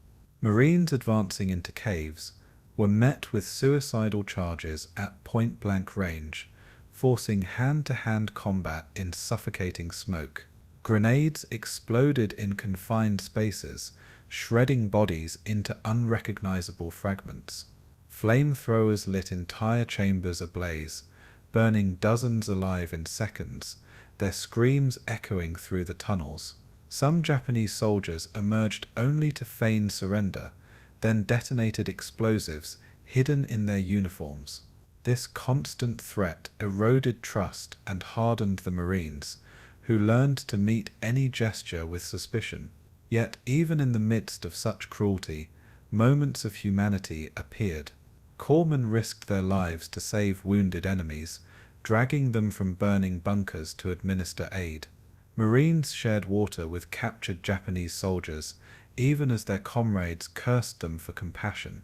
These fleeting acts did little to soften the larger picture of annihilation, but they revealed the humanity that persisted even on an island of death. In such a place, kindness itself became an act of defiance. As the weeks dragged on, the island seemed to consume the spirit of those who fought upon it. Marines described the ash as cursed, swallowing blood and refusing to give it back. The ground was littered with corpses, so many that bulldozers were used to bury the dead in mass graves. The stench of decay mingled with sulfur, making every breath a reminder of mortality. Helmets and rifles stuck in the ground marked graves hastily dug in the heat of battle. Chaplains prayed over dozens at once, their voices drowned by the thunder of nearby artillery. For many Marines, the sight of so much death made them question the value of each inch gained, and yet the advance continued, relentless and merciless, because there was no other path but forward. The men who survived carried these images for the rest of their lives, unable to escape the island even decades later. Iwo Jima was not just a battlefield, it was a place where death ruled without pause, and every Marine who walked its sands left part of himself buried there. The casualty figures told the story as starkly as the black ash beneath their boots. By the end of the battle, nearly 7,000 Americans were dead, and more than 20,000 wounded. The Japanese toll was far greater, with over 21,000 defenders killed, and only a few hundred taken prisoner. Each number represented a life, a family, and a story extinguished on the volcanic island. For commanders, these statistics were grim but necessary, proof of the cost required to capture ground deemed vital to the war effort. For the men who fought, they were not numbers but faces, friends, brothers, and leaders who would never return home. The island devoured lives in a way that defied comprehension, leaving survivors haunted by guilt as much as by memory. To them, victory came not with celebration, but with silence and exhaustion. The Marines had won Iwo Jima, but at a price that would forever weigh upon the core. The island of death had claimed its toll. And yet, through the smoke and suffering, the battleground inexorably toward its end. The Marines pressed northward, sealing tunnels, destroying bunkers, and cutting off the last pockets of resistance. Kuribayashi's strategy had worked as intended, forcing the Americans to bleed for every step. But even he knew the outcome was inevitable. His men continued to die without surrender, fulfilling his orders to fight to the last. Marines continued to advance, exhausted and hollow-eyed, their bodies broken but their will unbroken. The beaches behind them filled with graves, but the ridges ahead demanded still more sacrifice. The island of death had tested both armies beyond endurance, but only one could remain standing. For the Americans, victory meant survival, and survival meant pushing forward into the heart of darkness. For the Japanese, death had become victory in itself, an offering of defiance even in defeat. The island of death was nearly conquered, but its memory would never release those who survived it. As the battle for Iwo Jima entered its final days, General Tadamichi Kuribayashi remained unbroken, still commanding what remained of his shattered garrison. Unlike other Japanese commanders in the Pacific, he refused to waste his men in a single, futile banzai charge. He understood that such attacks would achieve nothing but immediate slaughter under American firepower. Instead, he ordered his men to fight on with discipline, conserving their dwindling numbers to prolong the struggle. His strategy had already inflicted staggering American losses, and he sought to carry that burden to the very last moment. Even as his forces dwindled from tens of thousands to a few hundred, Kuribayashi maintained order through sheer force of will. His voice carried through the tunnels, commanding respect and obedience from men who knew death was inevitable. Reports to Tokyo were filled with pride, but also resignation, acknowledging that the island was lost. Yet to his soldiers he was still their general, still their leader, still determined to die as he had lived, fighting.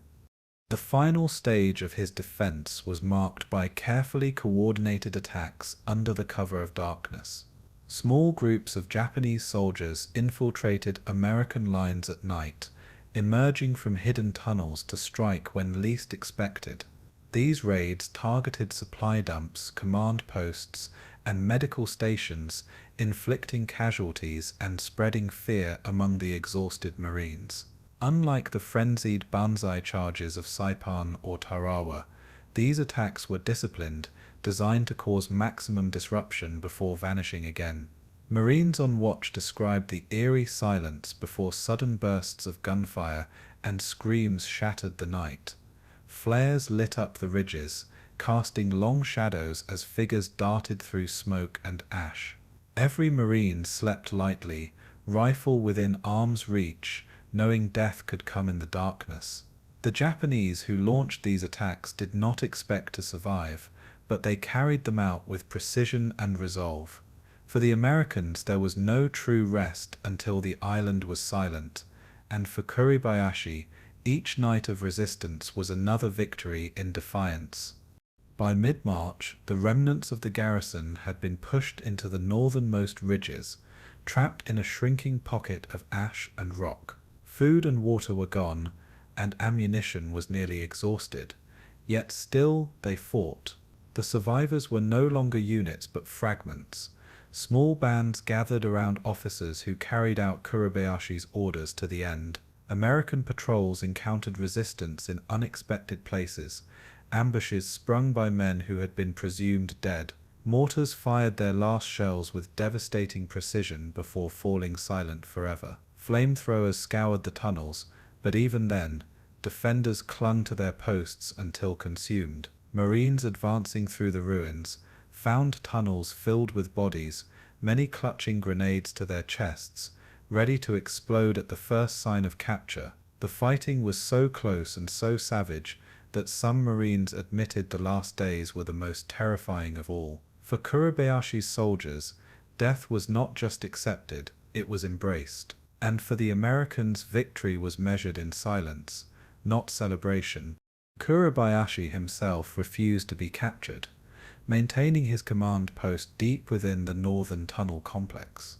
Unlike many of his contemporaries, he did not seek a glorious suicidal rush into enemy lines. Instead, he chose to die leading his men in combat, fighting until the very last moment. Reports suggest that he personally led one of the final counterattacks, wielding a pistol and sword, his uniform stained with dust and blood. Marines who survived later described Japanese officers among the dead, their bodies found close to the front lines in the final days. No American ever confirmed Kuribayashi's exact death, and his body was never positively identified. Some accounts suggest he ordered his aides to kill him after he was mortally wounded, ensuring he would not fall into enemy hands. Others believe he perished in the chaos of the final assaults, indistinguishable from the thousands of others who died. His fate remains one of the great mysteries of the Pacific War, but his spirit endured in the way his men fought to the very last. The final coordinated assault came on the night of March 25th, when Kuribayashi's surviving force launched a desperate attack against an American command post. Nearly 300 Japanese soldiers surged out of hidden tunnels, charging into the darkness with rifles, grenades, and bayonets. They penetrated deep into Marine lines, overrunning rear positions and killing more than 100 Americans before being stopped. The battle raged through the night, with Marines firing rifles, pistols, and even knives to repel the attackers. The chaos left the ground littered with bodies, Japanese and American alike, tangled in the black ash. When dawn broke, nearly all of the attackers were dead, their bodies strewn across the battlefield. Kuribayashi was believed to have been among them, though no definitive proof ever emerged. For the Marines, the assault was a chilling reminder that the enemy could still strike with ferocity even at the very end. It was the last great gasp of resistance on Iwo Jima, a final roar from a dying garrison. The island fell silent soon after.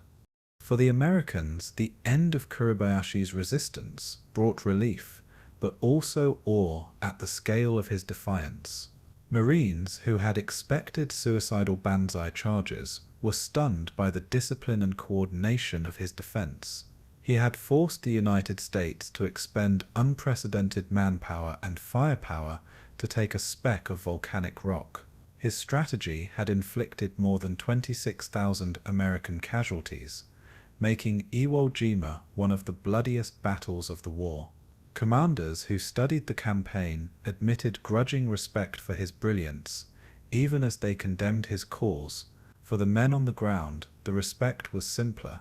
They called him a worthy enemy. They understood that his tactics had shaped the battle in ways that would influence warfare for decades. Kuribayashi had fought not for victory, but for honor and for time to delay the Americans' march toward Japan. His last stand achieved both goals, even in death. The general had become legend. The Japanese soldiers who survived after Kuribayashi's fall faced a grim choice. Most continued to fight on in scattered pockets, launching sporadic attacks long after the island was declared secure. Some lived in tunnels for weeks, emerging only to fire their last bullets before being cut down. A few surrendered, but they were rare, often young conscripts who had lost the will to die. For the vast majority, death remained the only acceptable fate, and they met it with unyielding determination. Marines combed the island for stragglers, sealing caves and flushing out defenders with fire and explosives. Each encounter carried danger, for the survivors fought with the same ferocity as their comrades. Even after Kuribayashi was gone, his orders echoed in their defiance. His last stand had not ended with his death, but with the final silence of every man under his command. On Iwo Jima, surrender was almost non-existent. The battle ended only when the dead outnumbered the living. In the end, Kuribayashi's last stand embodied the paradox of Iwo Jima itself: tragic, heroic, and devastating, all at once. He had commanded with intelligence, humanity, and unshakable resolve, earning respect even from his enemies. His refusal to waste lives in reckless charges had prolonged the battle and magnified its cost. His leadership gave the Japanese defenders a dignity that transcended defeat, even as it consigned them to certain death. For the Americans, his resistance became a grim warning of what awaited in Okinawa and the Japanese homeland. The mysterious fate of his death only added to his legend, ensuring his name would be remembered long after the island itself faded from memory. The Marines buried their dead and raised their flags, but they did so knowing the enemy had fought to the last with honor. Iwo Jima had been conquered, but it had not been broken easily, and at its heart stood one man, Kuribayashi, the general who refused surrender. His last stand was not only his own, but the island's final breath. On March 26, 1945, after more than 5 weeks of unrelenting combat, Iwo Jima was officially declared secured by American forces. The announcement was made by Admiral Chester Nimitz, whose words carried both triumph and solemnity. The battle had consumed the island inch by inch, leaving its volcanic surface scorched, cratered, and soaked with blood.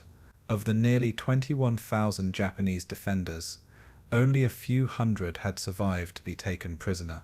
The rest lay buried in tunnels, caves, and unmarked graves across the 8-square-mile island. For the Marines, the declaration of victory did not feel like celebration, but more like relief after an ordeal that seemed endless. The island was silent now, save for the cries of the wounded and the rumble of bulldozers clearing wreckage. Smoke still drifted from smoldering bunkers, while the stench of death hung heavy in the sulphurous air. Marines stared across a battlefield that looked more like the surface of the moon than any place on Earth. Victory had come, but at a staggering cost. The cost was written in the faces of survivors who had endured the Inferno. Marines reflected on the battle with exhaustion, recalling comrades who had fallen in the black sand and jagged ridges.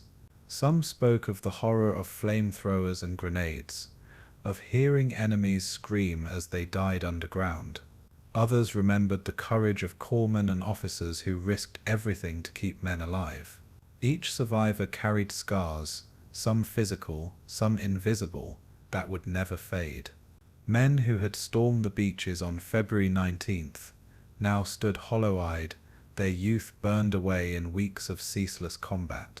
Chaplains prayed over endless rows of graves, their words echoing against the volcanic ridges. Medics on hospital ships worked tirelessly, treating wounds that would cripple many for life. For the Marines, Iwo Jima was not a victory to boast about, but a burden they would carry forever.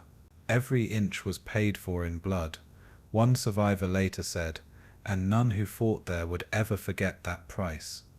The numbers told the scale of the sacrifice with brutal clarity. Nearly 7,000 Americans lay dead, their bodies now resting in temporary cemeteries marked with rifles and helmets. More than 20,000 were wounded, many missing limbs or blinded, their futures forever changed. The Japanese toll was catastrophic, with over 21,000 killed and fewer than 300 captured alive. It was a battle where annihilation had been the strategy, and annihilation had been achieved. For commanders, the figures confirmed both the necessity and the horror of the campaign. For families back home, they represented telegrams of grief, letters of condolence, and empty chairs at dinner tables. The victory was undeniable, but so was the grief that shadowed it. Every number was a life, every statistic a story silenced on volcanic ash, and the survivors carried those stories as living testaments to the cost of war. Amid the devastation, the Marines found themselves reflecting on what had been achieved. Iwo Jima became the first piece of Japanese soil captured by American forces in the Pacific. The symbolism was profound. The United States had now set foot on enemy homeland, a grim preview of what lay ahead. For many, the island was less a conquest than a doorway, opening the path to Okinawa and ultimately to Japan itself. Commanders emphasized the strategic importance of the airfields, which would soon become lifelines for crippled B-29 bombers. Yet for the Marines, strategy mattered little compared to the memory of brothers left behind. They spoke quietly in foxholes, wondering if the island had truly been worth the lives it consumed. Some admitted they felt only exhaustion, unable to grasp the larger picture through the haze of loss. For them, Iwo Jima was not history, it was memory, written in fire, ash, and blood. Even in the days after victory was declared, the island was far from peaceful. Scattered Japanese stragglers continued to launch sporadic attacks, slipping out of tunnels to fire on Marines before vanishing again. Booby traps and mines remained hidden, killing men even after the battle was considered finished. Patrols combed the ridges and caves, sealing entrances with explosives and flushing out the last pockets of resistance. Each encounter carried the risk of sudden death, reminding Marines that Iwo Jima was never truly safe. Engineers cleared airfields under fire, working day and night to make them operational. Bulldozers buried bodies in mass graves, the earth swallowing friend and foe alike. Chaplains led services over the mounds, their voices trembling with the weight of so much loss. Even as the flag flew above Suribachi, the battle's echoes lingered in the tunnels below. Victory had been declared, but the killing was not yet done. On Iwo Jima, death lingered long after the guns fell silent. For Admiral Nimitz, the battle's legacy was captured in words that would resonate through history. Among the Americans who served on Iwo Jima, uncommon valor was a common virtue. His statement recognized the scale of courage displayed by ordinary men thrust into extraordinary circumstances. It acknowledged not just the Medal of Honor recipients, but every Marine who had crawled forward under fire. It honored the corpsmen who worked miracles in the open, the engineers who carried explosives on their backs, the officers who led from the front. Nimitz's words became the epitaph of Iwo Jima, carved into the collective memory of the nation. For Marines, it was a rare moment of recognition, a reminder that their suffering had been seen and acknowledged. Yet even these words could not ease the burden carried by survivors. For them, uncommon valor was not a phrase, but a lived experience. It was written in the faces of comrades who never came home. The strategic significance of Iwo Jima quickly became apparent as the airfields were restored. Within weeks, B-29 bombers used the island as an emergency landing site, saving thousands of airmen who might otherwise have perished over the Pacific. Fighters flew from the runways to escort bombing missions, tightening the aerial noose around Japan. Each plane that landed on Iwo Jima was a testament to the sacrifice that had secured it. Pilots who stepped onto the ash for the first time often wept, realizing that unknown Marines had died to give them that chance at life. For commanders, this validated the decision to take the island, proving that its cost, however terrible, had not been in vain. For the Marines, it offered some measure of comfort, though it could never bring back the dead. The airfields stood as silent monuments, runways paved with blood and courage. Iwo Jima's value was strategic, but its memory was deeply human. As the last shots faded, and the island settled into uneasy silence, the Marines prepared to leave behind the ground they had fought so hard to take. Some carried pieces of volcanic rock as souvenirs, reminders of the nightmare they had endured. Others refused to look back, eager only to escape the place that had claimed so many lives. Burial details continued their grim work, ensuring that the fallen were laid to rest with dignity before repatriation. Survivors wrote letters home, their words often brief, struggling to describe what they had endured. Commanders compiled reports, analyzing tactics and losses, already preparing for the next battle at Okinawa. Yet for the men themselves, Iwo Jima would never be left behind. It would follow them in memories, in dreams, and in scars visible and invisible. Victory had been declared, but victory was not the word many Marines carried with them. To them, Iwo Jima was the island of sacrifice. Its soil was now forever American, consecrated by blood. In the months after the battle, the strategic importance of Iwo Jima became undeniable, transforming it from a volcanic wasteland into one of the most valuable pieces of ground in the Pacific War. Its airfields, once defended with such ferocity, were quickly repaired and expanded by American engineers. Within weeks, crippled B-29 bombers returning from raids over Tokyo and Nagoya began landing on the island, their crews saved from almost certain death at sea. By war's end, more than 2,400 bombers would use Iwo Jima as an emergency haven, rescuing nearly 25,000 airmen. Fighter escorts also launched from its runways, providing cover for bombing missions that pushed Japan ever closer to collapse. Every safe landing was a reminder of the lives bought with the Marines' sacrifice. For the families of those saved, Iwo Jima was a miracle of survival. For the Marines who had fought there, it was proof that their suffering had not been in vain. Strategically, the island had justified its terrible price. Yet the human cost of Iwo Jima could never be reduced to statistics. Though numbers told part of the story, nearly 7,000 Americans were killed, with more than 20,000 wounded, making the battle one of the costliest in Marine Corps history. On the Japanese side, more than 21,000 defenders perished, with fewer than 300 captured alive. These figures represented annihilation on a scale rarely seen, a battlefield where neither side expected mercy and few found it.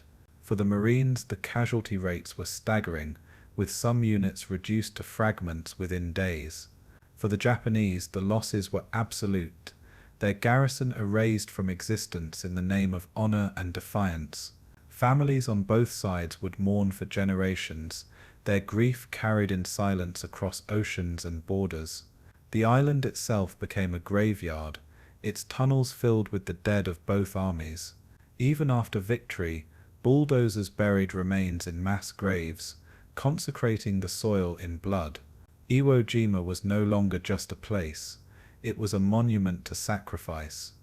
The psychological toll of the battle was etched deeply into the men who survived it. Marines carried memories of ash, fire, and screams that haunted them for the rest of their lives. They remembered the smell of sulfur and death that clung to their uniforms, never fully washed away. Nightmares replayed the sight of comrades consumed by flamethrowers, or the sudden blast of grenades in close quarters. Corpsmen recalled the desperation of trying to save men with shattered bodies, their morphine supplies dwindling as the wounded piled up. Officers bore the weight of decisions that had cost hundreds of lives for only yards of ground. Many veterans of Iwo Jima spoke rarely of what they had endured, choosing silence over the struggle of finding words. Others found their stories immortalized in history, but no retelling could capture the full horror. The scars of Iwo Jima were not just physical but spiritual, carried invisibly through decades of peace. For those who fought there, the battle never truly ended. It lived on in memory. The symbolism of the flag raising on Mount Suribachi became the most enduring image of the battle, capturing the essence of courage and sacrifice. Joe Rosenthal's photograph of 6 Marines lifting the stars and stripes became an icon, celebrated across the United States and beyond. It embodied unity, determination, and victory in the face of overwhelming odds. For the American public, weary of war, the image was a rallying cry that lifted morale and fueled support for the final push toward Japan. The Marines who raised the flag became symbols themselves, though most were killed before the battle ended. Their image was immortalized in posters, statues, and eventually the Marine Corps War Memorial in Arlington, Virginia. For veterans, the photograph was both pride and pain, a reminder of what had been achieved, but also of what had been lost. The flag on Suribachi did not end the battle, but it captured its spirit. It remains one of the most powerful symbols in American history, and through it, Iwo Jima lives forever. For Japan, Iwo Jima represented both tragedy and testament. General Kuribayashi's defense was studied long after the war, admired even by his enemies for its brilliance and discipline. His refusal to waste lives in reckless banzai charges allowed his garrison to inflict unprecedented casualties on the Americans. Yet his fate remained shrouded in mystery, his body never positively identified, his last moments left to legend. Japanese families mourned silently, many never learning the details of how their sons, brothers, or fathers had died. The island itself was left scarred, its tunnels filled with the bones of men who had chosen death over surrender. In the years after the war, Japan remembered Iwo Jima not only as defeat, but as a testament to sacrifice and duty. Kuribayashi became a figure of respect, even in defeat, his legacy enduring as one of the few commanders who fought with both brilliance and humanity. For Japan, Iwo Jima was a symbol of loss, but also of unyielding spirit. It was the beginning of the end, but also a moment of pride. In the decades that followed, Iwo Jima became a sacred place for both nations. American veterans returned to its shores in pilgrimages, standing in silence over the ground where friends had fallen. Japanese families visited to honor the memory of fathers and sons buried within the earth. Ceremonies of reconciliation were held, with former enemies bowing side by side in respect for the dead. The island itself remained under American control until 1968, when it was returned to Japan, though its history was forever tied to the Marines who fought there. Monuments rose to commemorate the battle, from the black sands of the island to the towering memorial in Arlington. School children studied the flag raising, while military leaders studied the tactics of Kuribayashi. Iwo Jima became both lesson and legacy, its meaning transcending the war itself. The island's silence today belies the screams that once filled its ridges, yet beneath that silence lies memory, carved into the soil forever. The legacy of Iwo Jima is written in both strategy and sacrifice. Strategically, it provided airfields that saved thousands of American airmen and hastened the bombing campaign against Japan. Militarily, it demonstrated the ferocity of defending the homeland, shaping American expectations for the invasion of Okinawa and the Japanese home islands. Politically, it fueled decisions that would eventually lead to the use of atomic bombs, as commanders sought to avoid another Iwo Jima on a far larger scale. Humanly, it stood as proof of what ordinary men could endure when demanded by extraordinary circumstances. The battle became a touchstone for the Marine Corps, a story of courage told to every generation that followed. It became a symbol of unity, sacrifice, and the unbreakable bond of comradeship. But it also served as a warning of war's true cost, measured not only in victories but in lives lost.